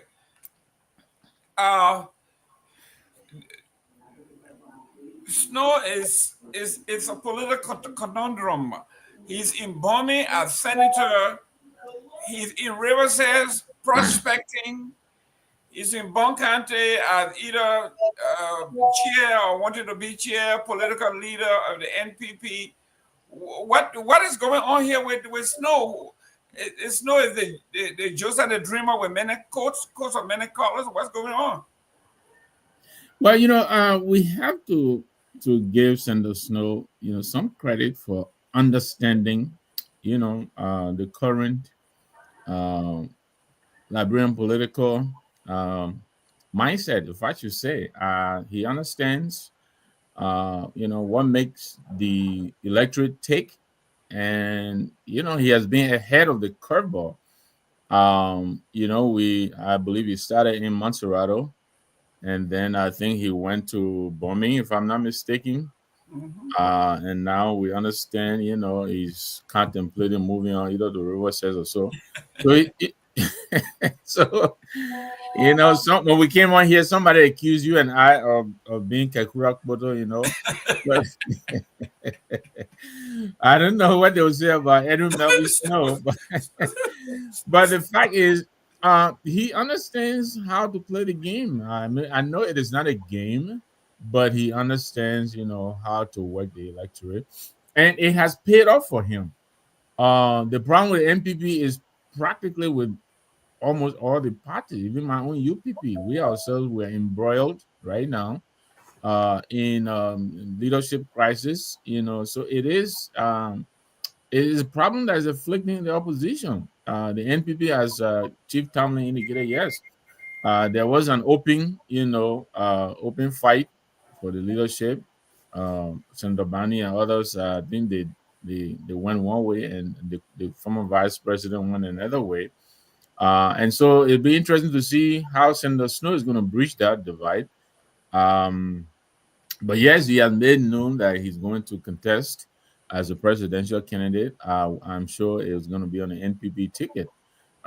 Whether he's going to join the NPP of Madam Howard Taylor or the NPP of Mr. Malba, we'll see. But interestingly, it was the NPP of Mr. Malba, I believe, that came up and declared the support behind him.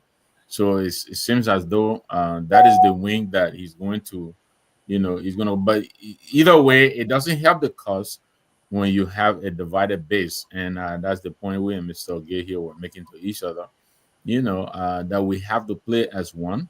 Yeah, we can go behind the house and, and dookie up and do whatever we want to do, but we have to present a unified front. So I hope he's going to, given his experience, right, of, understanding, how to bring people together. I hope, that will help him to bring the NPP together. But right now, as it is, it's fractured, and it will be interesting to see how he puts it back together. Mr. Gay, we have, we got to talk so.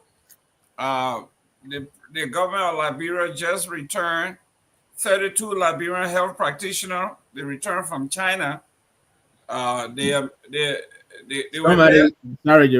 is on Ben in the comment section. Anyway, go ahead. I'm sorry. Yes. The Liberian government is cheering because they brought 32 Liberian health practitioners went away for training in China for 2 weeks. I don't know what doctor, what surgeon, what 2 weeks. And you know, we got to. I want to get. Should I get them credit? Can you train doctors, nurses, for 2 weeks, or just welcome, Honorable Pewee? We got some questions here for you. I know it's going to be heavy today. As we get to the close of the show, we got to come to you because what's happening to Edwin Snow at ECOWAS, what's happening for the Ministry of Information, what's happening at the UN with our honorary seat. I heard it is uncontested. If it's uncontested, why are we spending so much money? I heard over in excess of $5 million, something that is our. Why are we spending all that? So I'm coming to you. Hold on there, Mr. Gay. So I have a question for you, Mr. Gayman, before I respond to that. Were these people already professionals in the field before going to China, or they are new hire who just got that 2 weeks training? What are we talking about here? You want me to tell you what Nancy Doe have said? I won't go there, but I will tell you. All we know is the government says 32 professional return from a 2-week training. All right, great. So if they are professionals, for instance, I would take a maternity center. The midwife is there. Perhaps they have a certain practice that is unethical. They can do 2 weeks of training to improve their deliberation on that aspect. For instance, if you are positioning the person in a way just to help them, get the baby out, and was not a professional medical procedure or following, 2 weeks can help in that regard, because you've been doing it just that you are doing it the wrong way, right? I work in a professional field, so I can tell you what 2 weeks can do in certain area. But if you just want to train somebody in that field for 2 weeks, no. But if the person was already doing something, but they were not doing it the professional way, they were not doing it the safe way to preserve life and property, they were not practicing in the right way, then 2 weeks, yeah, it's enough to get them up to speed in the proper way of doing it. Now, if you're training someone in a specific skill set, for instance, if the person is supposed to be a neurosurgeon, becoming a neurosurgeon is not 2 weeks, right? You first of all have to have your first degree, then go to another 4 years of medical school, and then do another 4 years of residency before you can come out, right? So that's not what we're talking about here. But if those people, and that's what I ask, what were the conditions first? If those people were already in the field, but they were just doing certain things not the proper way, yeah, 2 weeks can do a lot. Even we that in our professional field, we do recurring courses all the time. I just completed my AI. Well, Mr. Gayman, can I come in quickly, please? Sure. Look, I will give credit to the Liberian Medical and Dental Association under the leadership of Dr. Andrews, Dr. Benetta Andrews. Disclaimer: I've been knowing her from Firestone. We grew up together, and she was very top, very smart student. I came up from that era, but since she took over the Liberian Medical Dental Association, and that's the challenges they've been facing. And what they have done with most of the resources they have received, they have sent doctors in a specialty. They got Liberian doctors now in China, in India, South Africa, other places. They are doing areas of specialization. We got one of the best doctors in Liberia now. The one Dr. Cassell, Ayon Cassell III, he's one of the best. The problem they are faced with is that they don't have the necessary equipment and so forth, and to really do some, to perform some major surgeries there. But we have some good doctors there, but again too, and that's why you notice they've been clamping down on fake doctors. I saw a picture today where a doctor is on the run. I mean, I don't understand these guys. You're not a doctor, but you're taking that to cut people. I mean, why are you so brave to start performing surgery on people that you're not trained to do? And that's why the Liberian Medical Dental Association have been trying to go on. The doctor who on the run now, I heard he's in Europe now. That guy, he did a lot of stuff. He worked in Maryland, in Ganta, in Bombay, in Monrovia, and people just respected him. So it's so sad, and so the people that went to China for 2 weeks, perhaps maybe for some refresher course, I don't think it's special any specialty because you can't do a special get a a specialization in for 2 weeks in just in a medical fee. I don't think so. I'm thinking that some refresher code. Okay. Honorable Pewee, welcome. I won't put you into the medical thing, but we want you to. They have seen nobody want to touch you. Memphis Doper said he will kind of give it a shot. Talk to us. We called, I think, Honorable George were able to call the Liberian ambassador to the UN, and he has not responded. What is the significance of this honorary seat that we're spending all this time and money? What is it that we get out of it? Is it worth all this time and money that we've been spending? They just told us that nobody's contesting for the seat. If it's uncontested, why are we paying so much money and lobbying all over the world? I think let me recap so I get a better understanding more from what we heard today, right? The Assistant Minister of Foreign Affairs, they all at the UN right now. They said they close the campaign tomorrow at 1 p.m. at the UN headquarters. The campaign for the seat. Election will be June 3rd at the UN at 10 a.m. at the General Assembly Hall. She said that Liberia needs 129 votes to get a seat. No country is contesting against Liberia. They said they are vying for the West African seat that Sierra Leone is presently occupying, and that term will expire on December 31st, 2025. So if Liberia wins the seat, we'll be there for 2026, 2027. We'll be replacing Sierra Leone. No other country from West Africa is contesting against Liberia. Okay, the DRC is contesting, but they are fighting for the northern and southern seat. So they will be replacing Algeria. And finally, by God's grace, Liberia is on track to be elected for another historical move by the United Nations Security Council non-permanency. So hopefully by June 3rd, Liberia will celebrate. I know we'll have a whole big program. President Boga will address the nation. And June 3rd or 13th? You said June 3rd? He said June 3rd. Okay, We announced to the world yeah. On the Security Council now after Angie Brooks ran up. Yes. Give me a question.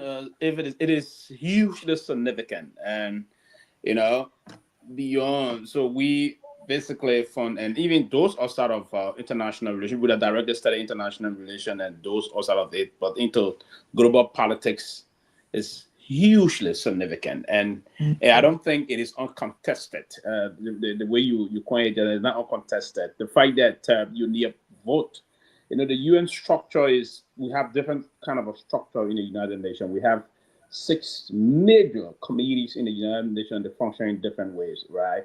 So and as one of the major things, particularly during the General Assembly, you see the Committee on Political Affairs and other things is one of the major way you want to navigate your way through the system of getting to be recognized in the UN. But for Liberia to get the seat is a very significant boost to Liberia ranking in the Committee of Nations. That's one of the reasons why this government is pushing an extraordinary public diplomacy. Now, what is unfolding around the world is a basic thing of public diplomacy on our part to ensure that we grab this.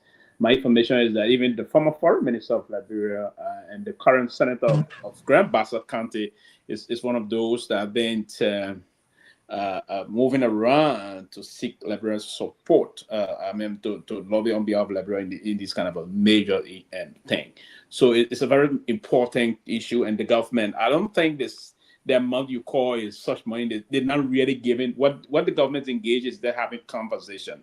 I don't want to think 5 million for what? That would be too much of a money to spend. But it is important that you engage diplomatically because if you are to get this, what it does is that it increases your ranking in terms of your respect and the rest of that. So if this government were to push to get that, it's a significant boost for the Boaka administration foreign policy direction, right? That would be a very significant boost for them if they were to get this. And I'm hoping that Liberia is projected on this kind of a pedestal. It will be a very significant boost for our country in terms of our morale in the Committee of Nations as one.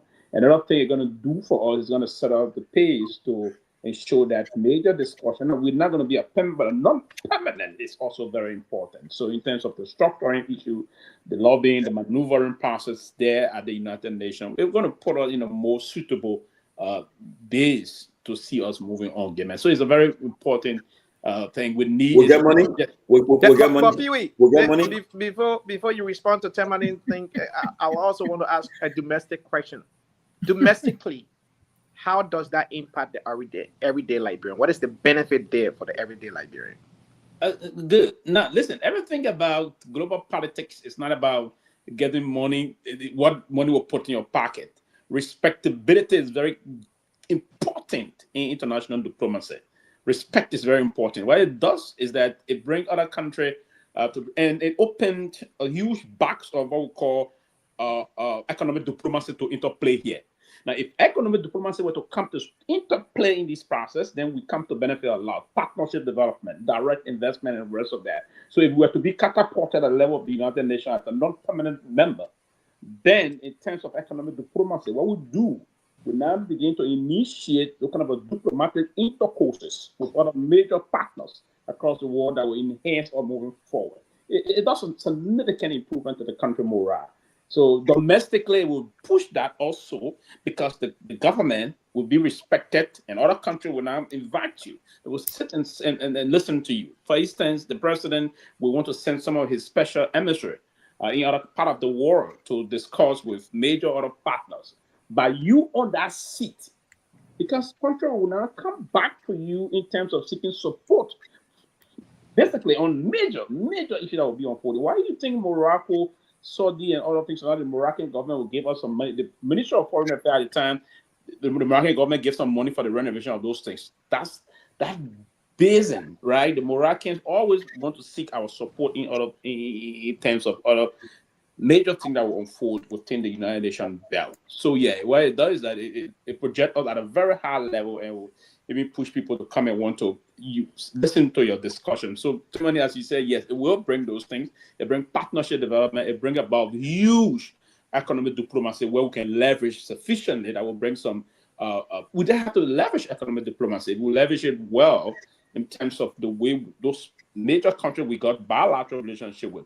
Now, beyond the bilateral now, we can also tap into multilateralism, right? So it's a combination of both bilateral and multilateral. So it's a basic thing that we're going to unfold that will bring respect to your government, other things. That's one of the reasons. Just trust me. If I have the president of that country, even as opposition, to be very honest, because I do understand diplomacy and international relations deeply, it's a significant boost to the government if the government were to win this. Very important. If they're to, even though they use 100 or 200,000 to celebrate, trust me, I will say this to you.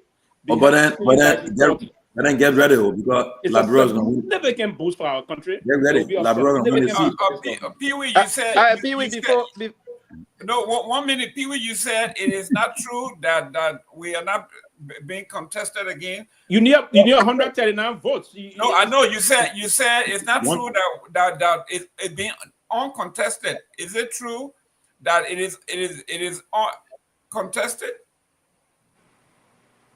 Come again. Come again. We said that the seat is being uncontested. You said that's not true. Yeah, it's not basically uncontested. Now, if you're uncontested, like, bro, I've loved it. It's not basically uncontested, right? So, no, but the assistant minister said that it's. But I think the reason why I think was because they needed votes, because there's some people not. So you needed 129 votes. So that's why they love it, because if you don't have that vote, you can't win that seat.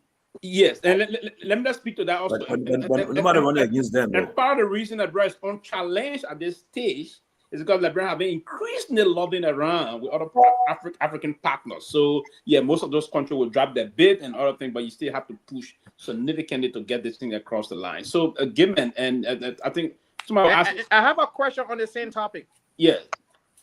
So Rwanda, about a week ago, wrote the United Nations General Assembly, asking them that they want to host United Nations program, while Liberia is lobbying for a non-permanent seat, not on the Security Council. Rwanda is making a page. A small country, smaller than Liberia, fought war just like we did, have more people killed in that country. Can you move that message so I can see my face?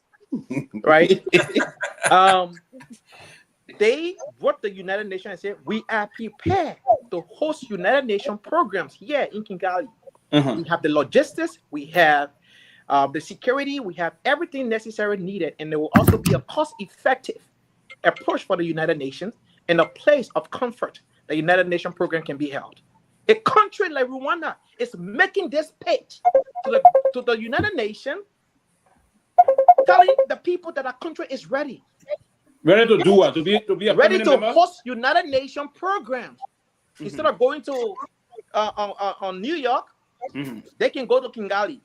We Liberia are working so hard behind the scene just to be on a non-permanent seat. When Rwanda is saying, come to my country, we can host people here, that revenue will go to that country. It will expose that country to a lot of things, but we arguing. So what is your response to that letter written by the Rwandan Prime Minister making the case of Rwanda to the United Nations as compared to what Liberia is doing right now? Same African countries. Kigali is good at sometimes just distracting issue in terms of winning public relation cloud, right? That's just a public relation storm he's on. Realistically, he's not going to host the United Nations program, but the United Nations itself is defined a very structured organization. It's the most powerful global organization in the world. Its headquarters here in the UN with different organs, and those organs operate in keeping with a specific mission and modus operandi. So his quest is just a kind of a diversionary process he's trying to push, because his vision of one of the most of thing about aid, he's been speaking against those things. Now, Liberia pushing to be not to get a seat as a non-permanent member of the Security Council is a very important boost. It's not a joking feat for anyone to push to achieve. It's not. Remember, back it's not a joking feat. So what Kigali is on, Kigali and Kigami is on, it's just basically a diversionary tactics, and this is not something that's going to UN in fruition. It's kind of a gimmick scheme that is on to that do or online. But yeah, our quest to go for this seat is an extraordinary, powerful boost on the part of our country, and it's a very ambitious stand this government took. And I would say hats forth to the president that he's pushing this on the Minister of Foreign Affairs to have this achieved. If it is achieved, it's going to be an extraordinary. Wonderful boost for all of us. Well, Mr. Gimmick and Cyril, welcome. Gimmick, Yes, let me Go recognize ahead. you. Pewee stretching a V on it. But let me No, get, it's a country. You don't like it that way, but Mr. Gimmick, please. Yeah, I want to ask you something, because I'm getting information here that they say that I know the minister told me, she said they need 129 votes. But if we do not reach that 129 threshold vote, that means I'm hearing that we may not get a seat. And Nigeria said it will step up. Yeah, and that's what they will get 129. What happened in the first try? Yeah, in the first try, then there'll be a second try. So you know they'll get a second try. With the second try, we don't have it, then it get opened up. Then if it is sufficiently clear that we're struggling to get the other countries with more bid, and I'm afraid Nigeria will just fade into that, because Nigeria is significantly powerful if this try, because Nigeria, again, this is about collaborating efforts. Liberia have been playing a major role. Liberia was not only a member of the clinic, Liberia is a founding member of the United Nations, right? So Liberia has sit before, and so Liberia plays a significant role. So because of that, many countries across the world have some respect for Liberia, right? In the days of it, and that's one of the historical reasons when Comrade Mandela and the rest of the folks were in exile at the time, they're struggling. They sought refuge in Liberia. The history that proved all those things. So Liberia plays a significant role. And that's one of the reasons why you saw Jack Clark hit him in the war at the time. Say, hey, we cannot allow this country to just degenerate into complete chaos, because it was a mess in the country at the time. And he initiated this move that had the United Nations have to move the way to move. So yeah, but I think the way I'm seeing it, I don't know, because to see the former foreign minister somewhere in meeting different head of states in Africa is important. So, but I see why very important. I see why the Liberian government have consolidated the delegation. They sent a foreign affairs chairman here. Senator Dillon is here. I was told today that the Minister of Foreign Affairs is on her way to the UN, and they're already there. They have a huge delegation there. So Senator Dillon coming to make the case too, and Minister Banks will make the case too. So hopefully they will get that seat. We need that seat. I got one more question, Pewee, because I hear it. So one minute, guys. Let me welcome Sarah. Sarah, quick now. Everybody just talking. Nobody can welcome me. No, sorry. Welcome. I'm coming. But let me make a quick announcement.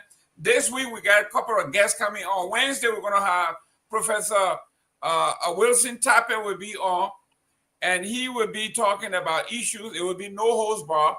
So be ready, guys. Wednesday, Professor Tapper will be here. And then on Thursday, we're going to have another guest, Mr. Dennis Jad, the CEO for Focus on Liberia, will be on here. And then we're going to have the legendary journalist, Jerry Wynn. Jerry Wynn is going to be here. What time you bringing Toga on? Toga asked to come on. You see, they say, I'm talking my good to here. Then you sweep it a day and you bring it in the house. And then you sweep. When you sweep, you gotta take it outside. You I won't forget something. Too many just for let me say this, please, before you continue. This issue about Delon coming, it's important. Let's be very frank. Yeah, there's a collective issue. I will LeBron push it. I know Delon is in the US now.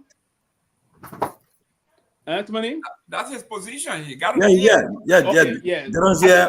The assistant minister, I mean, they all year. I mean, I think part of the mission it's a good thing to do there, because what the government want to prove here is that the chair on foreign relations in the Liberia Senate will come meet other partners, right? You meet some of those mission heads here at the United Nations, say to them, hey, we got a very great and wonderful foreign relation. Our foreign policy project is about liaison, because we have this a very wonderful foreign policy instrument. I have a quick question for you, P. We say you stretching your video. I have a quick question for you. This doctrine of non-interference, this doctrine of collaboration, this doctrine of regional unity, it's kind of a Liberian vision about our foreign policy objectives. So, I mean, he's coming as a chair on that committee in the powerful House of Senate to project those kind of a think around. So make them to understand, hey, Liberia is a country willing to work along, and we're going to do this. We've done this in the past. We have wonderful laws we pass in keeping, and we work along with the executive to do those things. So it's just to show some. Even though the president can respect the Supreme Court. I got a question for you on that, Pewee. On what basis? I mean, first of all, I want to say thank you. Thank you for having me on the show. My question here is, what is said that these other countries that are that are going to be voting, what is said that they're going to be looking at in order to vote Liberia on the Peace Council? Because I know they must be having some kind of criteria they're going to be looking at. Probably may come to rule of law, it comes to other things, their contribution towards, United, stuff like that. So I really want to know what is it that the other countries will be looking at in order to vote Liberia on that council. Thank you. Good question. Well, you want to use some recent thing about rule of law, but let me remind you that China is on the Security Council. Let me remind you that Russia. Let me remind you that Russia is on it. Let me remind you that China is there, Russia is there. So when you talk about rule of law thing, I just want to remind you that on even the permanent one, Russia is there, China is there. So that will answer your question, right? So, but again, so is that the only criteria rule of law? No. I just want to say to you, it is basically on the basis of what the country have done. Liberia listen, we may be a very small country, but if you were to go back to the state and character theory, you will understand that Liberia significance in the United Nations is very, very powerful. And we set the record before as a country that haven't been problematic in terms of we had a devastating civil crisis. No, that's part of that. But our record, proven at the time as a founding member of the United Nations, all the record we play in terms of when World War II went on, our country was used as an area of a base to respond to those things. So geopolitically, we play a very significant role. And other countries saw that partnership before we played. Say, this is a reliable country, it's a trusted country. It's part of the reason actually now many countries are gravitating to seeing us getting that non-permanent seat at this current movement. It is due to our geopolitical history and our alliances we played before in terms of international politics. But Ben Sanvee is scaring me. Ben Sanvee, if we get our first vote, that means we'll not get a seat. Ben, that's wishful thinking. This a But hold on, Pewee.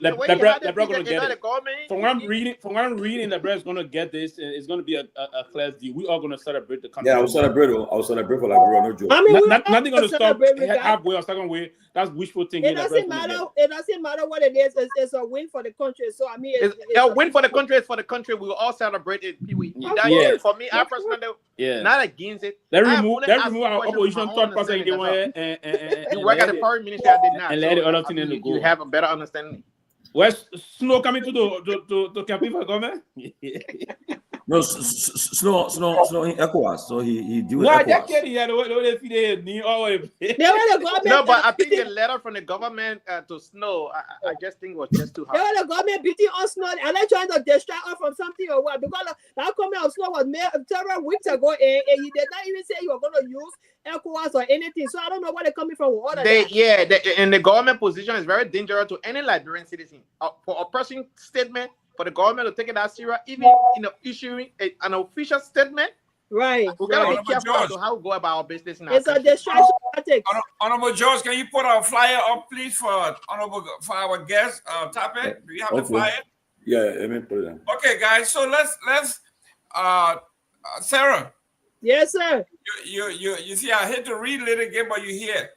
No, This don't worry about me. I was following the show, so let's move on. Okay, the speaker who confesses to lying. Should he apologize to the rule of law caucus and Musa ability? You really think that thing is relevant? He's not going to do it. Why should we just I'm start it? asking you. I didn't say whether he's going to do it. I said, should he apologize to Musa ability and the rule of law of caucus? If he's a decent man, yeah, he should do that. If you respect the rule of law and you respect decency, he should do that because he lied to the Liberian people and he deceived. He and Joseph Boakai government, all of them deceived the Liberian people. So yes, the Liberian people, they owe the Liberian people an apology. Seriously, they do. Mr. They need to Gay, resign. You Mr. and I know Gay, it's not going to happen. Mr. Gay, you just heard. I don't know how to pronounce. I don't even know how to call her. This woman is a woman of stature. You hear what she said? She said yes. And the apology is accorded or due the rule of law caucus and Musa. You didn't want to say that because Musa Ni was mentioned. You did. Mr. Pewee. If you want to make that your Excuse me, Mr. point of Pewee. contention today, Sure, kudos sure. to you. You're entitled to your opinion. Mr. Kuhn just admitted that he lied, that everything was concocted. He confessed. Boy, what you expect To the me to folks. say? That CMC man. Should he apologize to Musa ability and the CMC and the rule of caucus? Mr. Gateman, can we move Mr. on? Gilbert, this show, that CMC show, please. I want to hear honorable people before we move on. How come he lied about what? I'm just saying he lied about what? People say, Oh, he yeah, confessed well. that the charges against Kofa was fabricated. Oh, yeah, listen, but and then civilized person, Ooh. civilized given society, Hold on. particularly those that are held on the Those are norms. high level of respect in the country. If you're to come and mislead and confess, I think the honorable thing is that he not confessed. That's half apology, but he was to come and say the fact that he confessed the way he did. That's that. In other words, he apologized. To be frank, but I don't think he's going to come out now to say, "Oh, I'm sorry." He's not going to do it. Thank you, Pewee. In other words, he just apologized. To be frank, and in my reading, because politicians will not love to just come down that way to be light, right? So that's another form of apology there. We all will understand that. Oh, Allah. Oh, I lied to you, Gimen. So that. What's What's wrong? The father I lie. You know what to lie. You know what to lie, a liar. So it's only up to. I mean, he confessed. In other words, so you see what. But and I think I would join other folks for the CMC and the rule of law caucus to forgive him. So, but we'll ask him to go and sin no more. Yes. Go and sin no more. That's sin no more. Go and sin no more. The ANC people could not come to terms with saying let him apologize to Musa Ability and the CMC. But the man said, he said, let me apologize for the tension we created that embarrassed the government and you, the Liberian people, constated.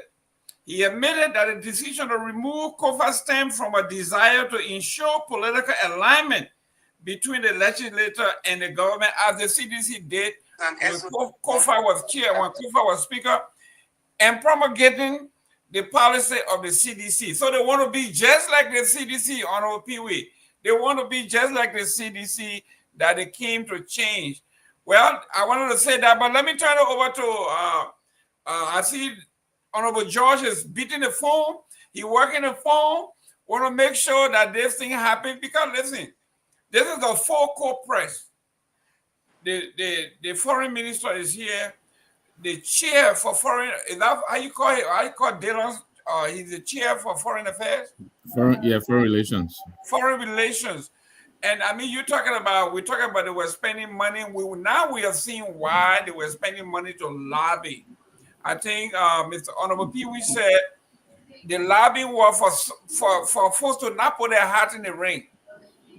So yeah, but what are the reasons? Go ahead. Where's the number? no, but I mean, I think it's almost like like having a quorum. We're talking about the Capitol building. I think the 129. I'm not certain, but I think the 129 is a threshold which Chief Tomalin is he keeps pointing out.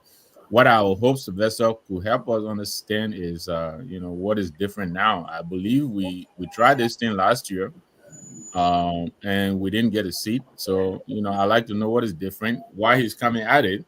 I want to agree with him in that this seat is like your CV. Getting this seat enhances your CV. You can put that on your CV as having played with the big boys on the international stage. I also agree with him. It gives you increased access because now you'll be, Well, I think President Bwaka himself should have come to lobby. maybe he's coming. Well, I just communicated with the Assistant Minister of Foreign Affairs, and she said they are confident. She said we will win our election. So yeah, Chief, they were confident the last time, man. No, but we are uncontested. We're running uncontested. So and they are. I think they are doing their homework. Or the last time somebody were contesting against them. Well, no, but Liberia first time going. I think the last time we didn't. Our first time going for the bid sense. I think there was. 1961. You remember yeah, but President, the last time we won that time, Angie Brooks one was. Yeah, in 1961. Yeah. No, but wait a minute now. Why was President Weah and President Johnson and all these people? Why were they asked to come on board? So Vessel, you're muted. Oh, because they wanted more. They wanted more united front to push for Liberia to go. It failed last year, and yeah, you're right, Mr. Nangwe. It failed last year. It failed last year, and part of the reason it failed last year is that there was not a consulted and what we call surgical diplomatic approach towards it.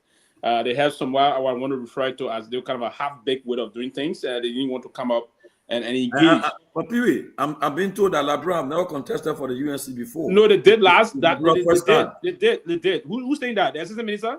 Yeah, I mean, the assistant minister is not knowledgeable. But Chief, Maybe when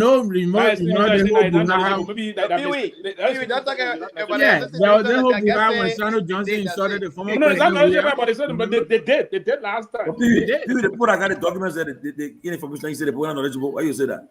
Maybe they're not getting all the right information. Oh, but the people are there. Looking at data, looking at facts. Pewee, your diplomatic, what did we go for? Okay, the assistant minister what we invited President Salif and all the presidents. Yeah, but listen now, very clarification. Listen now. In 1961, Liberia was under council. It was an agreement, not an election.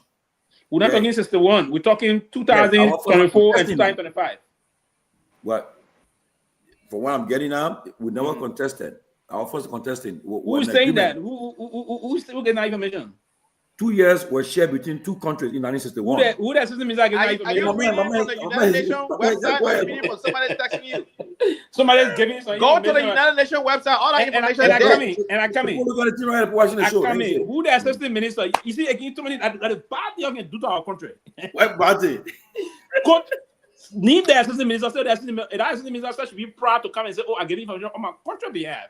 Right? Listen, when I served at the level of the foreign minister and assistant minister, I was a resource assistant minister that are waiting to somebody come and tap into it and discuss government relation issue and different kind of a thing. I will never shy of getting myself out of those things. I was deeply into so let the assistant minister go on the show and tell us. Call. Get it to 5 minutes call and explain to us. Mr. Pewee. There was sanction assistant minister. Give me 1 minute. 1 minute. Mr. Pewee. Honorable Pewee. Yeah. I want to apologize to you. You are right. It says here. This is what I got from the UN website, right? It says yes. Liberia did contest for a non-permanent seat in the U.S. Security Council 2024.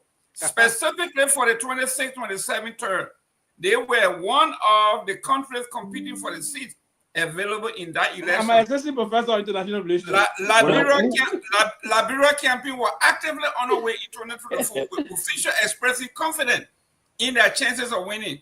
They were seeking a global support for the candidacy from other countries, and they failed to. I come quickly. Wait, 1 minute. You're coming. On the UN website. That you just got 1 minute.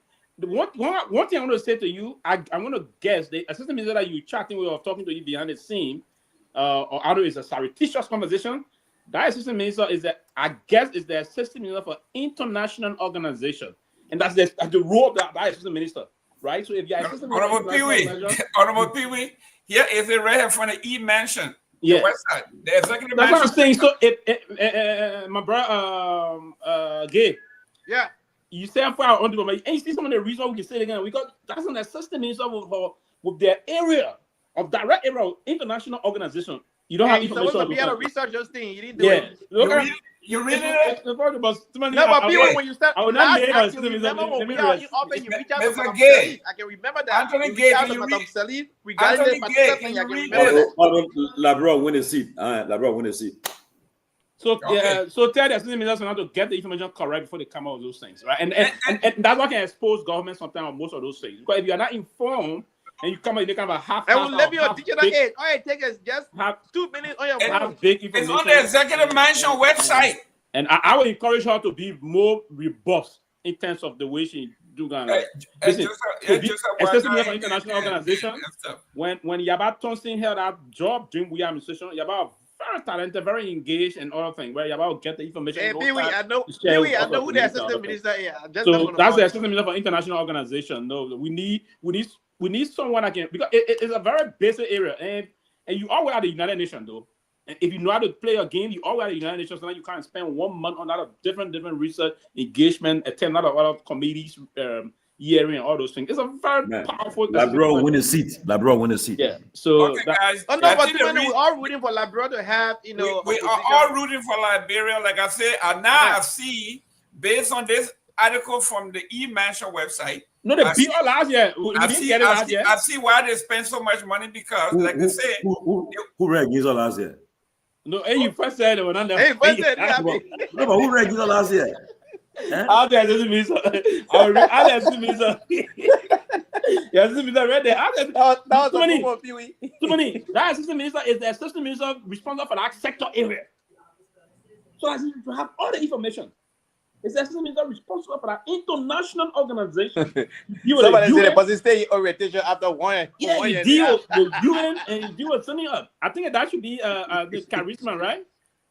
My man, we're not funny, Leo. No, that public office. You know what I mean? It should be obvious. We remember last year. The deputy minister. Public office, we need to call our officials. We pay out there our taxpayer money. We remember last year. I will let her bring you in. For me, when it comes to international relations about Liberia, that's what we're talking about that area. I don't think I'm here to listen to learn because that's the area.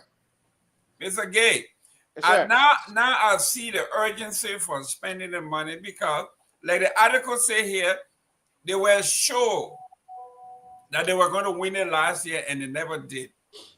So this is why you see the frenzy. They're traveling all over the world to make sure that you're happy. And we hope it does. Because if it wasn't important, other countries won't be fighting for it. Let us win it. We have spent a lot of time and money. Let us win it. Hey, my people, y'all vote for us so we can be, since 1961, that's a long time. Yeah. That's a long time. So you see, so it'll be historical for Liberia to win that seat and we'll celebrate. We'll sing that song, Liberia, worked by Ambassador Myron Cassell. We'll sing that song. Now, at that point, now we invite the foreign minister, Madam, Sylvester Pewee herself to come here. Okay, guys. Now, finally, it's almost 8 o'clock. We gotta go so the young man in the studio can go. Let's look at the victims of Lord Rebel General K1. The victims of the rebel group says they are living in fear since he was indicted and pled guilty. His sentencing was delayed in Philadelphia and is putting more fear in the people. This is our flyer here. Our special guest, Honorable Professor Dr. Tappet, Wilson Tappet will be here Wednesday. So, Honorable Pewee, you need to be here so we can talk. The ANC people need to be here. No holds bar. And that third party, no, it will be the fourth party. Tomalin George, your fourth party. Somebody for now. So whatever you join party now, four party, what the CDC for? And the CMC for? No. The CMC for to the sixth party, right? No, United Party, CDC, CMC. I don't even know. Who put you in that order? You got 0% of the national vote. No, we're talking. You got less than 1. You fell from 7 to 1. Then you want to talk. You falling. You are in free fall. My dear brother, first of all, Honorable Pewee, let's talk about the Lord resisting. How do you call that? You need to start attacking people, political parties. That's not what you're here for. Please. Okay, CDC. So,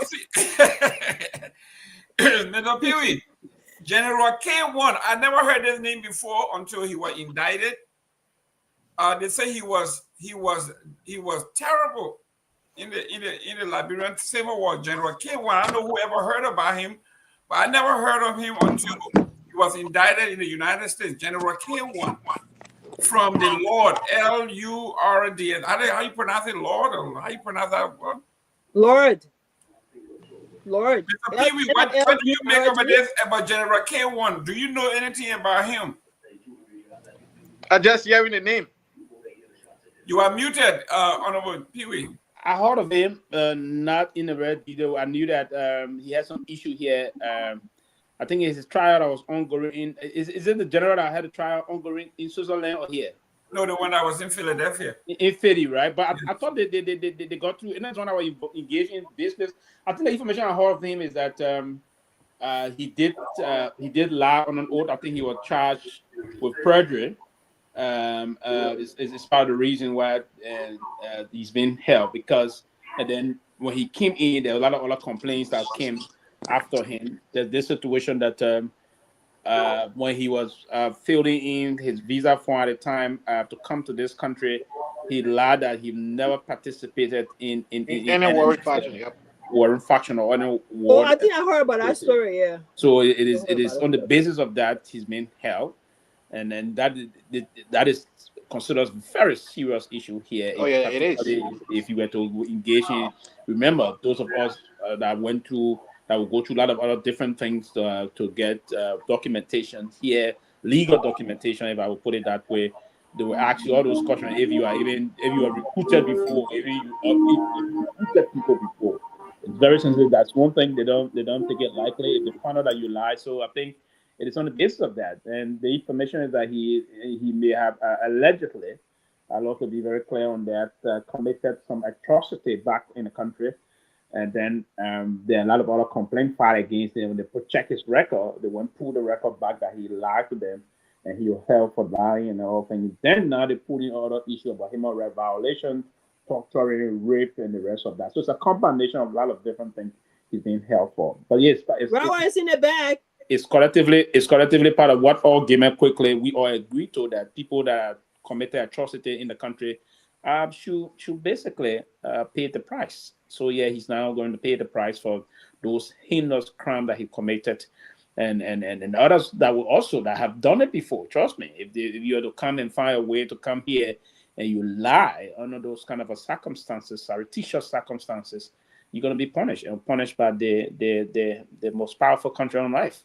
If you was get away back in the country there, you can't get away here because the system structurally organized, and then you're going to pay the day. So yeah, there's no issue about running away and other things. And no, there's the way back theatrical way will be able to do things. No, that's the time to do it. So I think he's paying for his crimes. That's the end of that. Welcome, Robert. Mr. Nyenwolo, something that I have personal experience with. My uncle Nyenwolo, after the war, came to the United States, and he finally decided to turn in his green card to get a U.S. citizenship.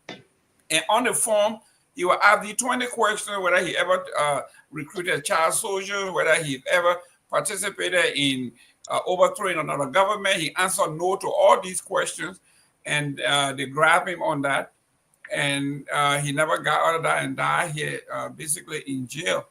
So this is serious stuff on these forms, and you can see it now in the protests that are going around the universities. Marco Rubio is saying when you were coming here to go to school, you say you came on for educational purposes. On your form, you never admitted that you were coming here to protest and do all that stuff. So those forms, when we are coming to this country, those little forms they give you at the airport that you just check, those forms, they are very, very critical. Yeah, no doubt, especially with this current government. I mean, usually when they go back to these forms, usually it's all about administrative purposes. But this current government, I think, is really intentionally going to sift through these forms. And yes, all of us have to be careful. Even those of us who are here, when you're traveling, you got to make sure your documents, everything is in order. But yes, you're right. I think he's on the he might be in trouble. But I don't have much on this, so I will pass it on to Robert, who's just coming. Robert, welcome. Okay, Robert, opine on this, and then let's go to this and close on the ANC suspending their top officials, and one of them is making fun out of the ANC by dancing and making mockery out of the suspension. Go ahead, Robert Garguah, welcome. But Mr. Moderator, I only came on to extend my profound gratitude and add on to the voice of the great Professor Larry Kennedy that you and Mr. Namwe have really elevated the show, and you guys have done a great job. But you're telling me to opine on a topic that you didn't even brief me on. You brief everybody. You see, when it comes to the ANC, do I have to brief you on ANC suspending?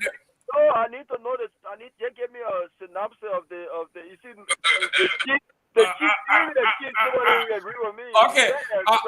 Okay, good. Mr. Anthony Gay, could you bring us up to speed? What happened and why you suspended? So first and foremost, the communication out there is not an official ANC letterhead or release.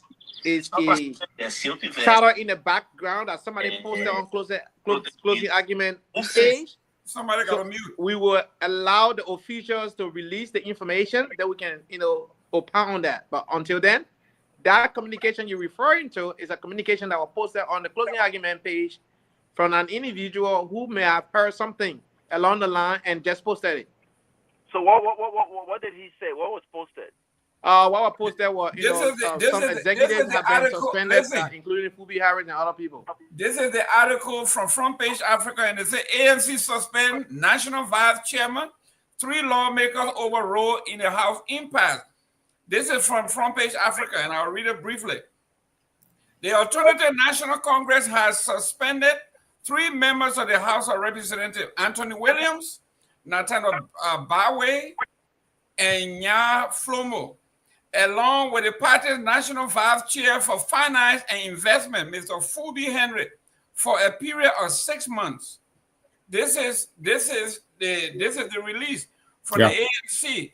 If I may. Uh-huh.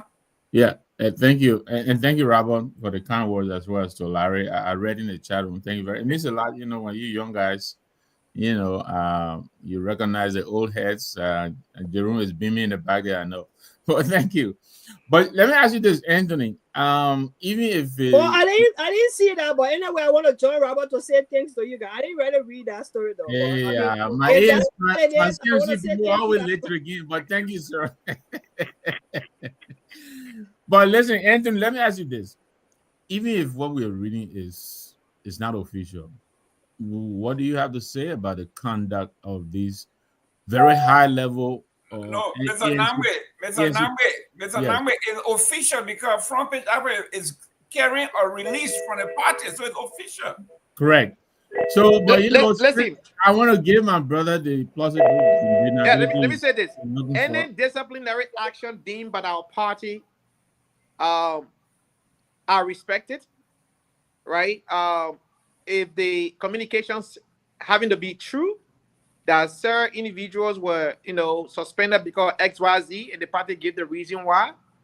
I respect it. Whatever decision my why party now? takes. Why now is what I like to know, because, Mhm. and let me just quickly add on to why I'm asking. First of all, it was the constituency engagement $30,000 that some of the ANC members took.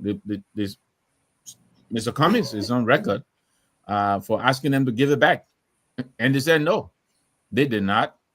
And then when the incident at the Capitol building happened, he made a statement urging his lawmakers not to join the so-called 43, and they defied him, and that ran for over 7 months, and now the whole thing is over. I'm just asking, why now? Why not a long time ago?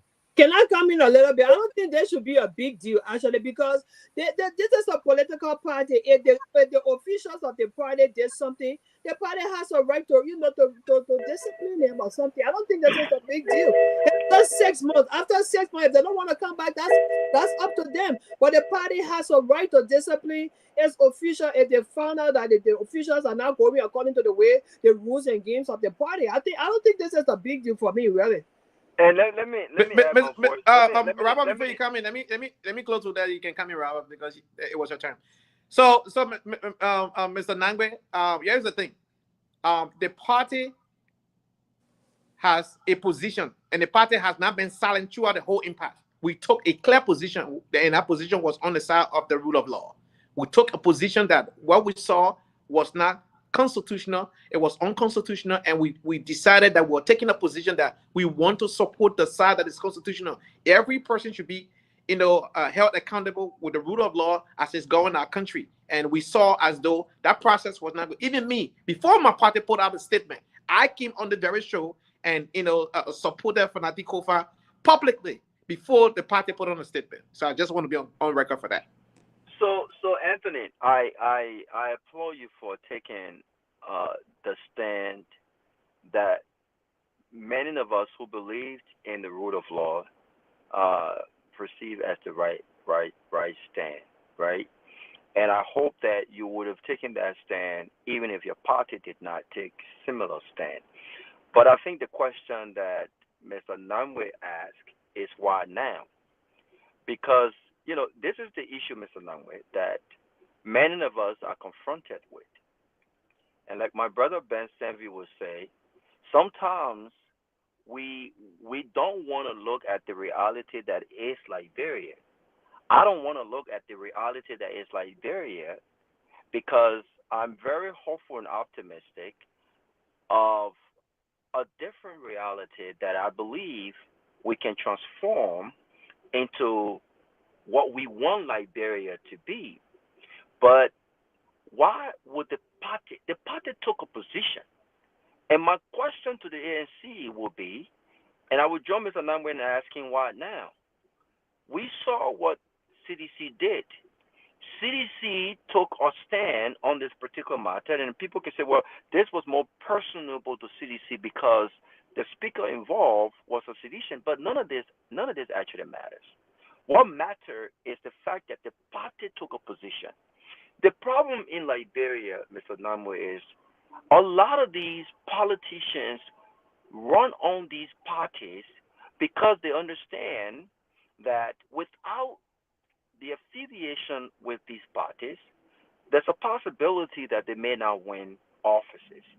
They do not join these parties or run on these parties' ticket because they believe in the ideology of these parties.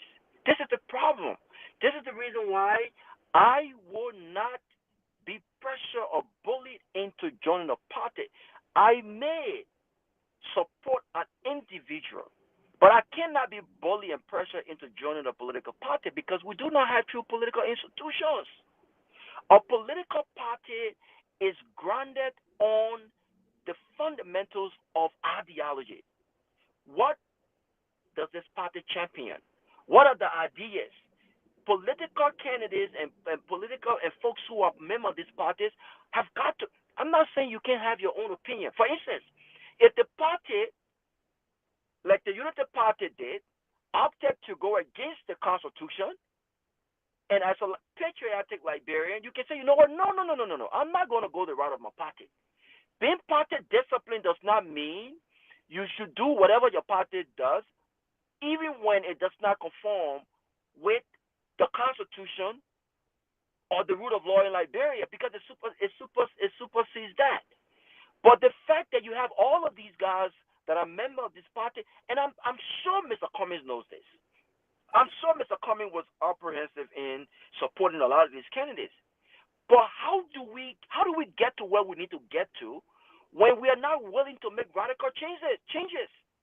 And Mr. Cummings should stand up. The party should have taken action while there were issues at the Capitol.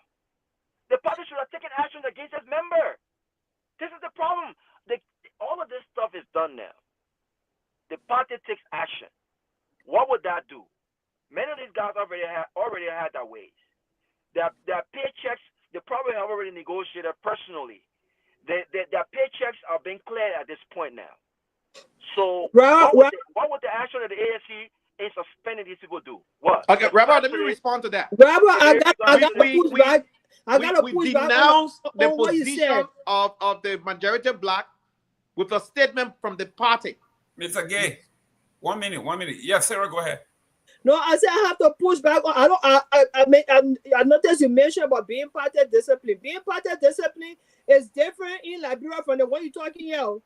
When they say party discipline in Liberia, they want for lawmakers to go according to what the party says. So it's kind of different. Even if it does not conform with the Constitution. It's different from you. It's different from you myself understanding it that way. But in Liberia, party discipline, you follow the order from the party. Well, but this is when we stand up. That's the understanding. At least, this is when men and women, because here's the thing, people who know better have got to do better. This is why men and women who know better do better. If you believe that your party have taken a position contrary to the principle of the very party you joined, and they've taken a position to score political points, you don't have to go by your party decision. So my point is, and Mr. Number was asking why now, is because, again, the party should have taken action then. Why is the party taking action now? And I get what Anthony is saying. Yes, your party took a position on this matter. I get it, but their position contradicted that of the position of their caucus, the representative from their party. They should have taken action immediately. Why did they wait until all this stuff is resolved? Okay, all right, Robert, let me finish that. Mr. Gay, there's the reason why we did what we did, right? Mr. Gay, right? Mr. Gay, 1 minute. Mr. Pewee and Honorable George, I want you to take on this before I go to Gay. Watch this here.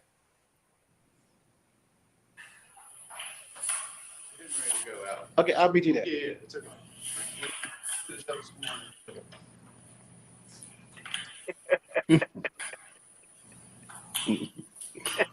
What's going on there?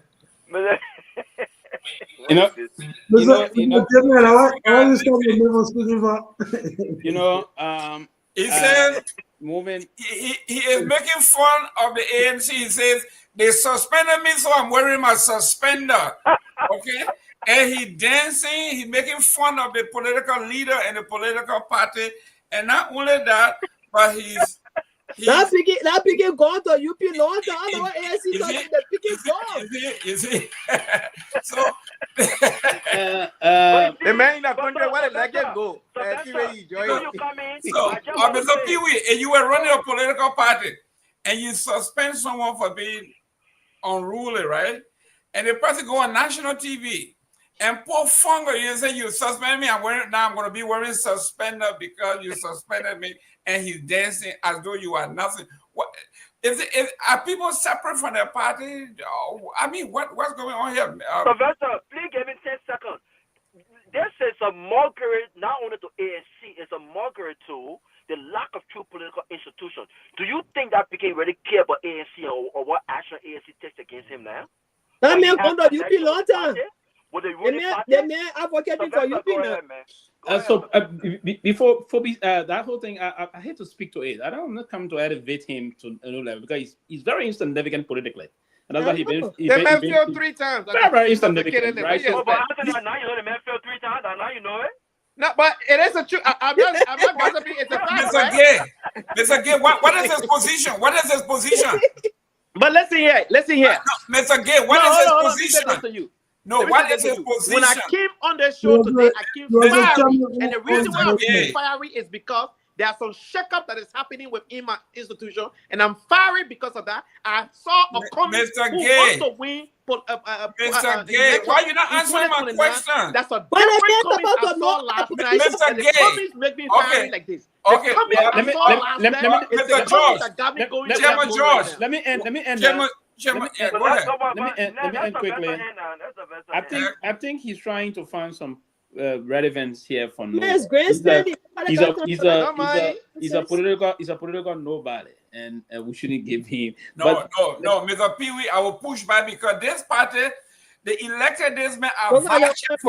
Listen, I come in there. We give him time to come for a vice chair, finance and investment for the nation. I'm coming. He's a so he's not a small potato. No, not coming. Probably, and I will serve just for a few seconds today as spokesperson for the ANC for that. Thank you.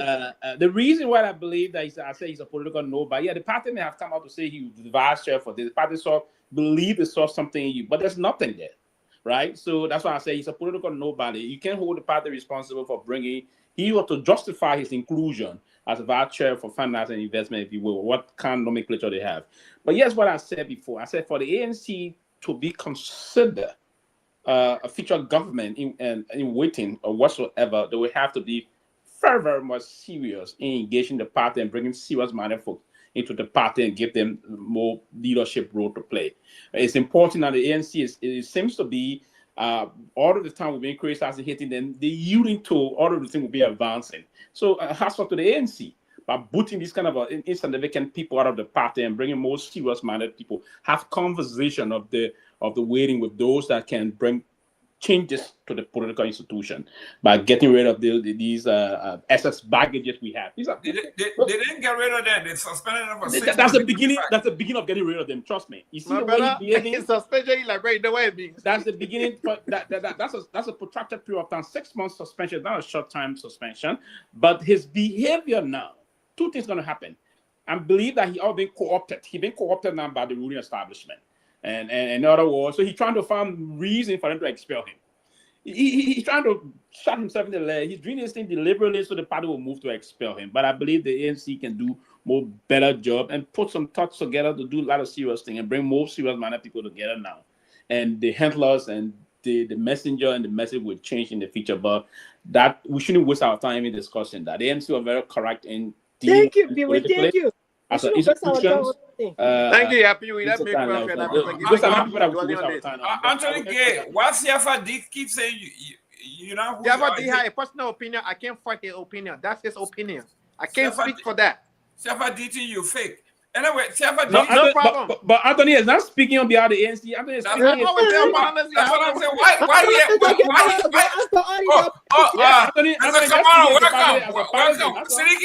Siddiqui, welcome. I never presented myself here as a spokesperson of the ANC. I've never done that. Siddiqui, are you an ANC man? Mr. Given, why you always that picking for? You see, you want a man job. You want to be chair for finance and investment. Mr. Given, can you ask Abu if it's stomach 4? Abu's stomach must be 4, eh? What? He said nothing at all. Go ahead, Abu. Go ahead. Siddiqui is in line for that job. Finance and investment ANC. He's in line. That's how you want to do. The last football they owe me money. Remember that time when they were having the rally and said the amount got missing. The 70K. Let me tell you, see this year. That's what we tired suffering. Go ahead. The money got missing. Several leads ANC matter we'll discuss it. You see this year. Okay, brother. Okay, so brother, I hear you. You're doing a lot of things. But Sarah, Robert, buy you out with it all outside. Robert, just one of good men who will leave our country. No, Anthony, let me set a record straight. Robert, I'm an independent free thinker. But you love Mr. Cummings, especially if you give me a chance. Because I love Mr. Cummings because Mr. Cummings is he didn't get rich at the detriment of poor Liberians. He's a corporate. He's an independent guy. He's not one of those regular politicians. So I like the guy. I think he can be a transformative leader. Yes. Yeah. So yeah. Now, Let's go. hey God, I won't say I will not interrupt me again. oh my God, how am I going to interrupt you? You know, good to be here. Good evening, everybody. You know, and I just want to agree with what CFI is saying. And I don't believe Anthony ever, claimed to be the spokesperson for the ANC on this platform. He never And did. CFI, Big Brother CFI is also right. Anthony, whatever Anthony says here, yes, he's a partisan and supporter of the ANC, but he's not a spokesperson. So that when he says something or when Sidiki says something that I mean, the party have already spoken. I don't think that's a fact. But here is the thing. Pewee, I agree with you. You did mention Fubi position. He was a deputy on finance and investment. So let's ask a question: how many investment Fubi brought to ANC? That bugger who did a sunny budget, sending it, taking money, and no result, losing election, producing no nothing. So it's actually irrelevant, But here is the thing, Brother Robert. I listened to you in the back. You spoke about why ANC could not take action when the crisis was going on. But remember now, all of us who were standing with Speaker Kofa at the time, this was our stand. We said Speaker Kofa needed to be given due process. I think that was a debate. So we can't be saying one thing and then on the other hand, then we're not practicing that. That's being hypocritical. So what the ANC did, we gave those guys due process. We set up a committee and then we invited them to submit themselves to the committee for investigation. For this, we are respecting the party stand on a crisis that was happening at the House of Representatives. And the committee tried reaching out to them for 2 months. They disregarded the committee invitation, and that's how the party came about, suspending them for the time frame that you also on the social media. I think that's a fair process. You don't expect that because they disrespected the party stand right away without giving them due process, without hearing from them, and then we just say you guys are suspended right away. And I want to remind all of us, CDC did expel Thomas Fala. By the end of the day, what happened? And they still removed Fanatic over. So even if ANC are going to keep Fubi and the other people, like you're going to make Fanatic over speaker, so it's going to be no difference, But what we did, the party set up a committee. If you read the statement the party put out, they set up a committee, invited those guys, and I think Anthony, who defeated the former speaker, was also part of the suspension. And Anthony, I was just surprised that he had to, disregard the rule of law. He's a great young man. And Anthony was the very few candidates that came back to Mr. Cummings right after he won the election and appreciated him for standing with him, for his support and all of that. And so I was very, very surprised when I saw him taking a stand, illegally to remove a speaker. But again, somebody can be part of the party, but you don't control them. Today, who have thought that Thomas Fala will break away from the CDC because of this crisis. And the CDC did expel him, but after all, those guys still went ahead and removed the speaker. And so I don't think it would make any difference if the ANC was going to do, but we just wanted to do things the right way. The public, we all said that Fonati needed to be given due process. And so for us now as a party, we are not giving people due process. That would be a complete contradiction. And so we set up a committee again. The committee sent an invitation, and that went for up to 2 months, and it never. So you speaking at ANC who's spokesman? No, I'm not. I'm not. Okay. You got to put Sidiki defense again. No, but what I'm saying, Sidiki have more connection in Liberia than I do. So definitely, he gets some information I don't get. So in which capacity are you speaking? As an ANC member. Sorry, of the ANC. I'm speaking as a Cummings supporter. I'm not even an ANC member. Okay, so Cummings story. Cummings. You see the thing I'm talking about snow? The post snow here, rebel with not snow and chucky there together.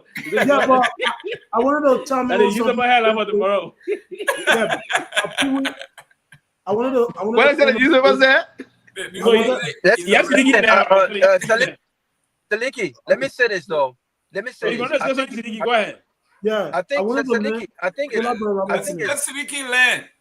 Go I ahead. think it's okay. Go ahead, Sadiki. Go ahead. Okay, so I wanted to bring this up. I don't know if you guys have discussed it. I don't know, but I just wanted to bring it up. If you already talked about it, then that's okay.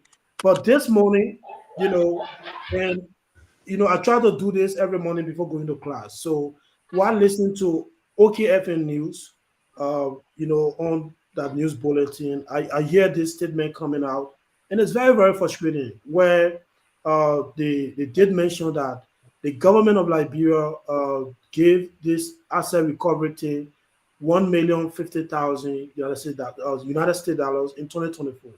And you and I know, all of us, those guys that have never recovered any assets, and they were given that kind of money, 1,050,000 United States dollars. And up to now, we all remember Martin resigned from the team, and simply because they sent him some money, about 7,500, as pay and all of that. And Martin asked them a question that, but why you guys pay me? And right now we have not done anything, we've not recovered any assets, and this is why this thing was put together. And Martin had to resign. And today OKFM reported that in 2024, 1,050,000 United States dollars was given to the assets recovery team. And as we stand, at this moment, those guys have never, retreated any assets, stolen assets. All of them, we all were in the opposition. We accused McGill, Samuel Twed that they stole. They built houses in Ghana and other places. And so that's why they put this assets recovery team together. And then the Liberian people money, 1,050,000 was allocated to fight this cause. And up to now, one asset is not being recovered. And I think this is unfair. And the president himself is disappointed, but the president cannot take a decision. The president is having a secret meeting with Costa, telling Costa, I'm disappointed with the LACC. I'm disappointed with some of the ministers. They are not performing, the justice minister. But instead of the president being disappointed, the president should be taking actions. But the president now is having meeting with people in the back, expressing his disappointment. And this is part of the reason we told the Liberian people that, look, Joseph Baka does not deserve the presidency, because he's been in government for 40 plus years. We've not seen him making a decision that really shows that, yeah, this is a man who really against corruption and all of that. So I think if you guys never talk about it, this is something very, very concerning. You put a institution together, a team together to do a cause, invest the Liberian people money into it, and up to now, they've not recovered any assets. They go and give the guy on spoon, Abdullah Mohammed, some money, and every day that guy go on spoon and say the evident asset recovery get against the government, against the former official. When they catch me, it will not be easy. And we don't see never show anything. Yeah. The evidence, every day this guy talk about evidence, but nothing we see. It's been more than a year. So I just wanted to chime in on that, and I'll listen to your feedback, Brother Robert. Thank you. Honorable Namwe, we just got a cue from Monrovia that a young man is in the studio by himself. He got to leave. So let's go with our closing. Your closing, sir. Well, yeah, thank you very much for the show. Thanks for the opportunity to join you guys here. Great show.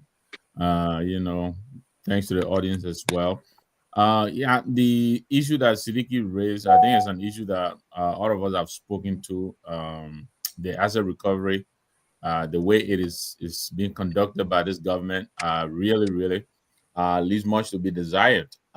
Yeah, they've been almost 14, 15 months now.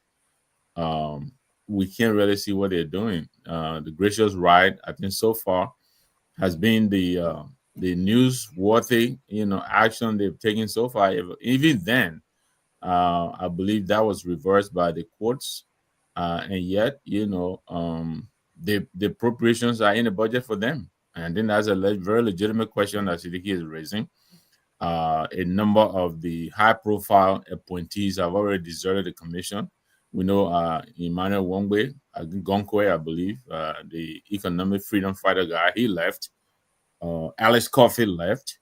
Martin Colley left. So, the president, instead of, saying what Siddiqui is saying, he said, he should take action. And this is not just the Asset Recovery Commission. I think on a global level in this government, there's a lot of inaction. When is he going to have carry out a reshuffle? I think it's overdue. Some of the people in government are getting paid, and nothing is being done. As you indicated, that we can do a whole show on this, but the time is out. But thanks for the opportunity. It was great being here. I hope to be here again tomorrow. Again, like I said, Chief Tomalin, I'm trying to reach Mr. Ambassador Brown. He hasn't responded yet. If he does, I'll let you know. Louis Brown, who is the Liberian ambassador to the UN, so that he can also join the list of panelists guests you're lining up and come and talk to us and reinforce some of the points that Sylvester is making. We already have a resident foreign affairs expert here. But thanks again for the show. Thank you. Mr. Gay is gone. Mr. Siliki, I know you in a foreign land close.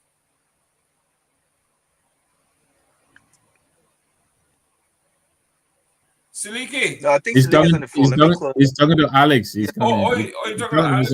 Mr. Cummins, yes. Okay, Mr. Garguah, I know you're in the car. Can you close? Yes, I can. Can you hear me? Yes. Can you hear me? Yes. Yes. So in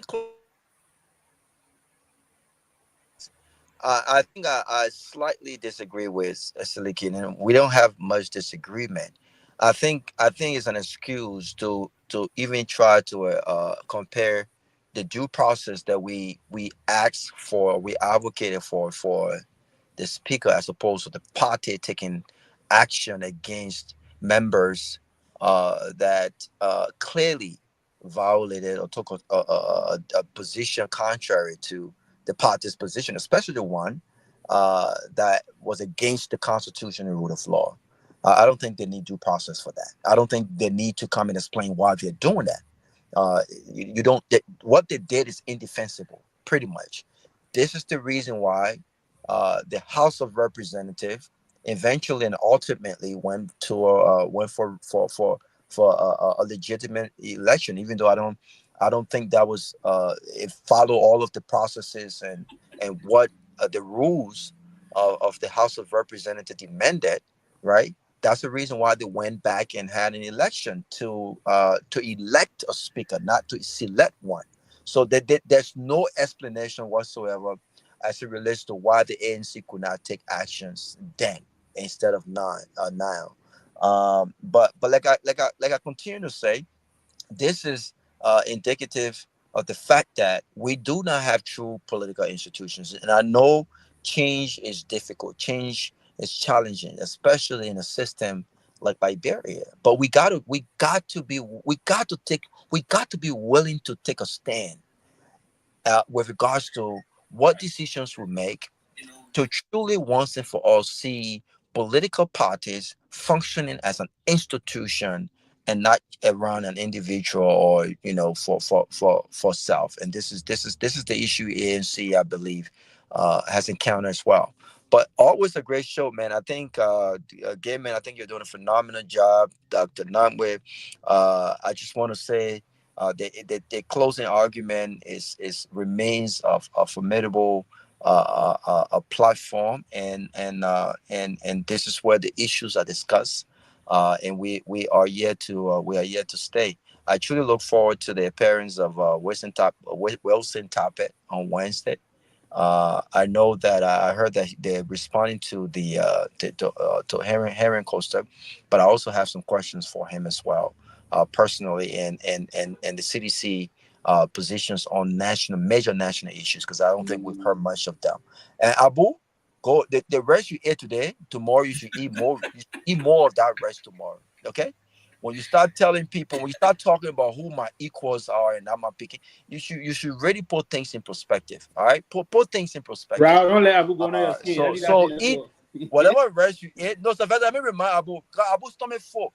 These days Abu's stomach is getting very full. I like Abu very much. So he should keep eating the rice he's eating for 6 years, and he should also remember after 6 years he will want to eat some of that same rice he's eating today. That's where I will close. Hey, Mr. Kroma, you next. Kigali.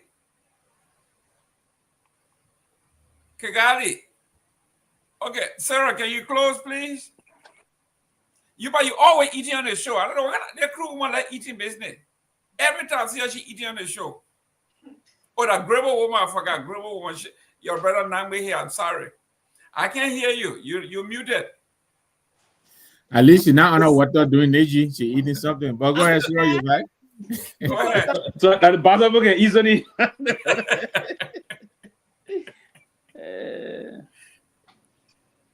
I'm Great show. waiting for your closing. Great show as always. It's unfortunate that I came in, late and wasn't able to cover a lot of stuff. But as always, a great show. We come on here all the time and talk a lot of stuff about our country because we want the best for our country. All of us have our political side regardless, but we are all brothers and sisters no matter what, and we want the best for Liberia. So I want to say kudos to you and Mr. Gilman and Mr. Nangwe for the job well done, for the kind of enhancement or credibility you bring to the show or whatever the word is. But I want to say kudos to you guys, and let's continue to do this for Mama Liberia. Thank you. Thank you very much, Dr. Pewee. Yeah, thank you. I will close on this general UN, the Non-Permanent Security Council thing, and I will be looking forward to hearing more information from the Assistant Minister, so that we will be. It is part of the responsibility of that Assistant Minister to you being paid for that, inform the people as to what is unfolding. But yes, the Security Council have got 15 members. It's 15 members committee members, country members, right? So we have 5 permanent members. We all know the 5 permanent members: the Great United States of America, Great Britain, China, France, Russia. These are the 5 permanent members. Then they have a rotational basis that will reflect regional balance in terms of that. So there will be 2 seats going to Africa. 1 will go to Asia Pacific. 2 will go to some part of Europe, and the other 1 will go to the Caribbean. So it's divided in the portion of that, and that will have to reflect on what we call regional and geographical balance. After the 5, because it's 15. So we have 5 permanent members and 10 non-permanent members. So Liberia is now pushing to get one of the non-permanent members' seat. Something we went for the last time, we failed. Unfortunately, the system is they didn't know about that the government did go for it and fail this time around. I think the system is in the know this time around probably, so that will help us move the country forward. But it's important. We are going to push for this issue for the United Nations non-permanency to come to us, and I believe that due to the way we are engaged in the public diplomacy about this process, is something we're going to achieve. So I just thought we will take some time. If we want, we'll come get a more deep history as to what's the role and what kind of a morale we will bring to the country and the rest of that. And there's a lot of other things. Even Liberia have to push on this issue about this nuclear proliferation process that we've been pushing on in Austria. The Assistant Minister for International Organization is their responsibility to go deep with that also and bring to bear the significant gain we can have from that. I think the past time we did a lot of run around into that part of Europe and other things to ensure that Liberia is not only part of the Committee of Nations, but we are part of the discussion into ensuring that our public diplomatic role is very inclusive of what we call economic diplomacy and partnership development. So it's very key to us, and I hope I wish the country very well, and hope our president will celebrate this with the rest of the Liberian people as our triumph come the tear of next month. So a very wonderful show, and good night everybody. Tomalin, give me one second. Tomalin, who is Melvin talking to? Rouse and I little man, I think you. We can't. Sticky. I will come in large. I will come in before on national radio. Go ahead. I know you gave it to me. Go ahead, man. Siliki, Kigali, go ahead. Kigali. Again, this United Party government must and they will have to commit to all the promises they made to the Liberian people. Joseph Barker said, the reason Liberian people could not fail his fight for corruption is because he was not in a position to make a decisive decision. And the Liberian people, with the help of Helen Costa that message resonated, and today he's the president. You know, that money, 1,050,000, it's too much. Back already, like brother, just $15. You do know how many farmers can afford that? And you give that to a team that I don't even think they are more than 30. That as a recovery team. You give 1,050,000 to few group of people and they eat all that money with no result. And they give some of our friends call in and give them free money to come and lie to the people, say they get evidence and they not get no evidence. This is wrong. And when people come and speak and say, you 1%, somebody just won't say you guys, what they writing on the comments say, angry Sidiki. I'm not angry, brother. We will hold you guys accountable because you told us that you are coming to rescue. Every day, Joseph Boakai went on a campaign trial before Kush.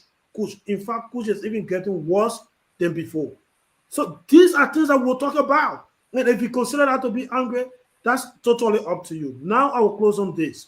This permanent the bid for the 2026 to 2027 United Nations Security Council seat. I believe we can have all our differences as Liberians. We may have some terrible record back home and all of that, even on the international stage, being a poorest country in the world. But I think we have some unique story that we can share with the world, to promote this bid. And in the next few days, I will be making a special video to promote this. We've set so many records. My brother was part of the foundation or the forming of the African Unity, which is the AU now, the AU. We elected the first female president in Africa. And these are stories that we can share to the world, that we can lead in unity, we can lead in peace. With all that we went through while we were healing at the time, we were able to send troops to some of our neighboring countries, to be able to help them resolve that conflict. And these are stories we can share with the world that, that can encourage them to give us this bid. Some people may say this is political, but I think this is more than politics. This is about us, every Liberians. You can be from ANC, from CDC. We can add our voice, to the many voices. I heard that we've secured some support from other countries. Let's keep, supporting this, and let's get this seat. I think we need it. We not just need it because we are Liberia, but I think we've worked for it. We have a history that actually aligns with, peacekeeping. We've experienced a lot of things that I think we can share with the world that can give us this seat. And as I said again, it was a great show. But again, Joseph Boakai will do the right thing. If you don't do it, we'll come, we'll talk. The same way I said we got 6 years to talk, that the same way, that got 6 years to contend or to get us to contend with. Because we'll keep highlighting all those things. If the Liberian people don't understand, that is totally up to you. But I believe it is very, very unfair that bag of red, $15, people can afford it. You have Silver 7 being paid $80 per month, and you give 1,050,000 to 15 group of people to eat that money, and they're not even providing any result. And you still have that team together. Nobody is being fired. Martin resign. They don't other people. What Brother Tomalin can be talking about? They go on the radio to criticize Martin for resigning on a corrupting. And I think this is where some of us say Dylan is fake. He will come and say something, but it's not coming from his side. So thank you so much. Tomalin, allow me 10 seconds. Tell Melvin, people come on this show here and take their time to analyze the issue. And Melvin sits in the comfort of his old laptop and write nonsense. So tell him to go to hell. And also tell him I will pay for a show to come here on a weekend and let him come talk to me. Pick any issue you want to talk about. Let him come talk to me and let me see his comprehension level. So until then, tell him to go to hell. Wow, let me just come in, my dear brother. Sometimes we shouldn't elevate some of these debates. No, that's the only time I'm going to talk to him. Only time I'm going to mention him on national radio. But I needed to say that Sylvester neo-progressive because these guys talk the big talk and they can't even complete it's intentional. a simple sentence. They can want to spark out. I know that's what you want to get on your skin, Robert. Just ignore them. I know. But I had to say that. Tell him to go to hell. And neo-progressive, they have to hear this sometime. Tell him to go to hell and tell him to come and pick an issue and let's discuss it. So I can debate it, yeah? Yeah, and if he lasts 30 minutes, I will donate to a foundation of the shores. Thank you. Thank you. Nonsense. Hey, ladies and gentlemen, if it's 5 p.m. on the East Coast, 9 p.m. in Liberia, it is the closing argument. And what's the time on your side? The same time, I'm on the East Coast. If it's 5 o'clock, I'm on the East Coast. I'm in Florida. Are you consider so you part of the East Coast? Yes. So quickly, let me say, guys, quickly, we got some slot on weekends, Saturday and Sunday. So I want you guys to get some guests, one-on-one. Anybody you can think about bringing up, they'll bring some guests. So you guys will be having Saturdays weekend shows now? Yeah, I mean, if we get guests now, we got something to talk about, you know. But just plenty of things to talk about every day. But then bring it on, Sarah. I'm gonna say you looking nice with that hat on, Sarah. Looking nice with that hat. Sarah. Jerome, I wanted to acknowledge acknowledge Sarah as well as Robert and everybody else on TCA. Thanks for the opportunity to associate with you guys. Appreciate it. Thank you. Mr. Number, let me say this quickly, right? you are here to stay. Let me say this quick. I was just told that they say Liberia, we are uncontested from Africa, but if we don't get the numbers on voting day, someone could be nominated from the floor. You never know. Well, I'm praying for Liberia. I'm waiting for Liberia to get our seat. You got me sweating now. On June 3rd, I'm confident Liberia will get our seat. We'll get 129 votes. We'll get on the Security Council again. We'll celebrate Liberia. We'll cheer for Liberia because they say like the guys have done their homework. So yeah, I'm sure because I'm sure you see the foreign minister of Liberia, she worked in the UN before, so I'm sure she knows how to maneuver the UN system. I'm sure she played her cards already. I pray for them. And lastly, I heard something on the weekend, right? I was told by one of the president officials that they will be doing reshuffle after the 26th. So we'll look forward to that one. Once we will be reshuffle. Have you guys discussed? There's no. I'm not forward to reshuffle or other thing. But given, I don't think Florida is there. Have you guys discussed about the president of mansion he bidding for? Yeah, have you guys discussed that? That's not mansion, no man. No, they said that presidential. House. It's presidential. It's a guest house. Is it for the government, like for the government? For the government. Now, listen. That have not started before. You know, we have the Monroe UN basin, right? Where we got Liberia, Sierra Leone, Africa Coast, and the Cote d'Ivoire. That draw recent. Many of the time, the meeting rural part of those countries, and they are being saying that Liberia will have to get one close to the border. We are border strategically. Why not Vanjima, man? Why for ya? Tell me why not Vanjima? They said it. Because we have a very close border with the Manikama side. There you go. Yeah. Okay, nephew. I hear you. I support that actually. Guys, no. Sylvester, they didn't have to build it for you. They didn't have to build it in Lofa. No. It had to be in Lofa actually. Why? Why it had to be in Lofa? Because all the country will put out the president from there. But was Sierra Leone there, Guinea there, Africa on the other side. So yeah, that was a very strategic area to build it. Yeah, but the roads are not paid. So what are you gonna do? The roads are not about it. Hey, you gotta start from somewhere now. They will take private jet. They will fly private jet. Don't worry about the roads. Right, quickly. But me signing there way does not mean my support is shifting. That's right. Ladies and gentlemen, I'm on the East Coast of Florida, guys. Come and visit. But I come in. They say Florida is not on the East Coast. We are on the East Coast. This is Florida is a southeastern. It's on the southeastern coast of America. Yeah, on the south. Yeah, in the south. Yeah, we're southeast. We are on the East Coast. Florida is in a wild, man. You got gators all in the street. So you're not really east. I know, right? Hey, don't worry about Florida gator. You afraid of gator? You afraid of snakes? I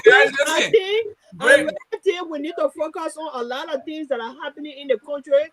We need to focus on some of the things that are going, stories that are unfolding in terms of how some of the disparity in salary structure. Rescue government promised that they were going to do something about it, and up to this point, they have not done that. Police people are making less than $100. That is unacceptable according to the rescue agenda. But they move here because of that. So you want to continue? Mr. George, let me ask George. Can you protest that woman just came here now? She want to talk about order. You want to talk at 5 o'clock? 1 minute, guys. To the Memorial Day. Let me ask. Let me ask quickly. Tomalin, this coming Saturday, we'll discuss. We'll be looking at. I was doing that. We'll give a Memorial Day. That's a Biago. we'll give a very serious discussion analysis on our apply for the non-permanent seat. We'll get a category of it, the significance of it is because every year there's an election for 5 countries. Neo Progressive. In one word, tell us the significance in one word of that seat. It projects you to be respected. It gives you some regional understanding because you are on the process of.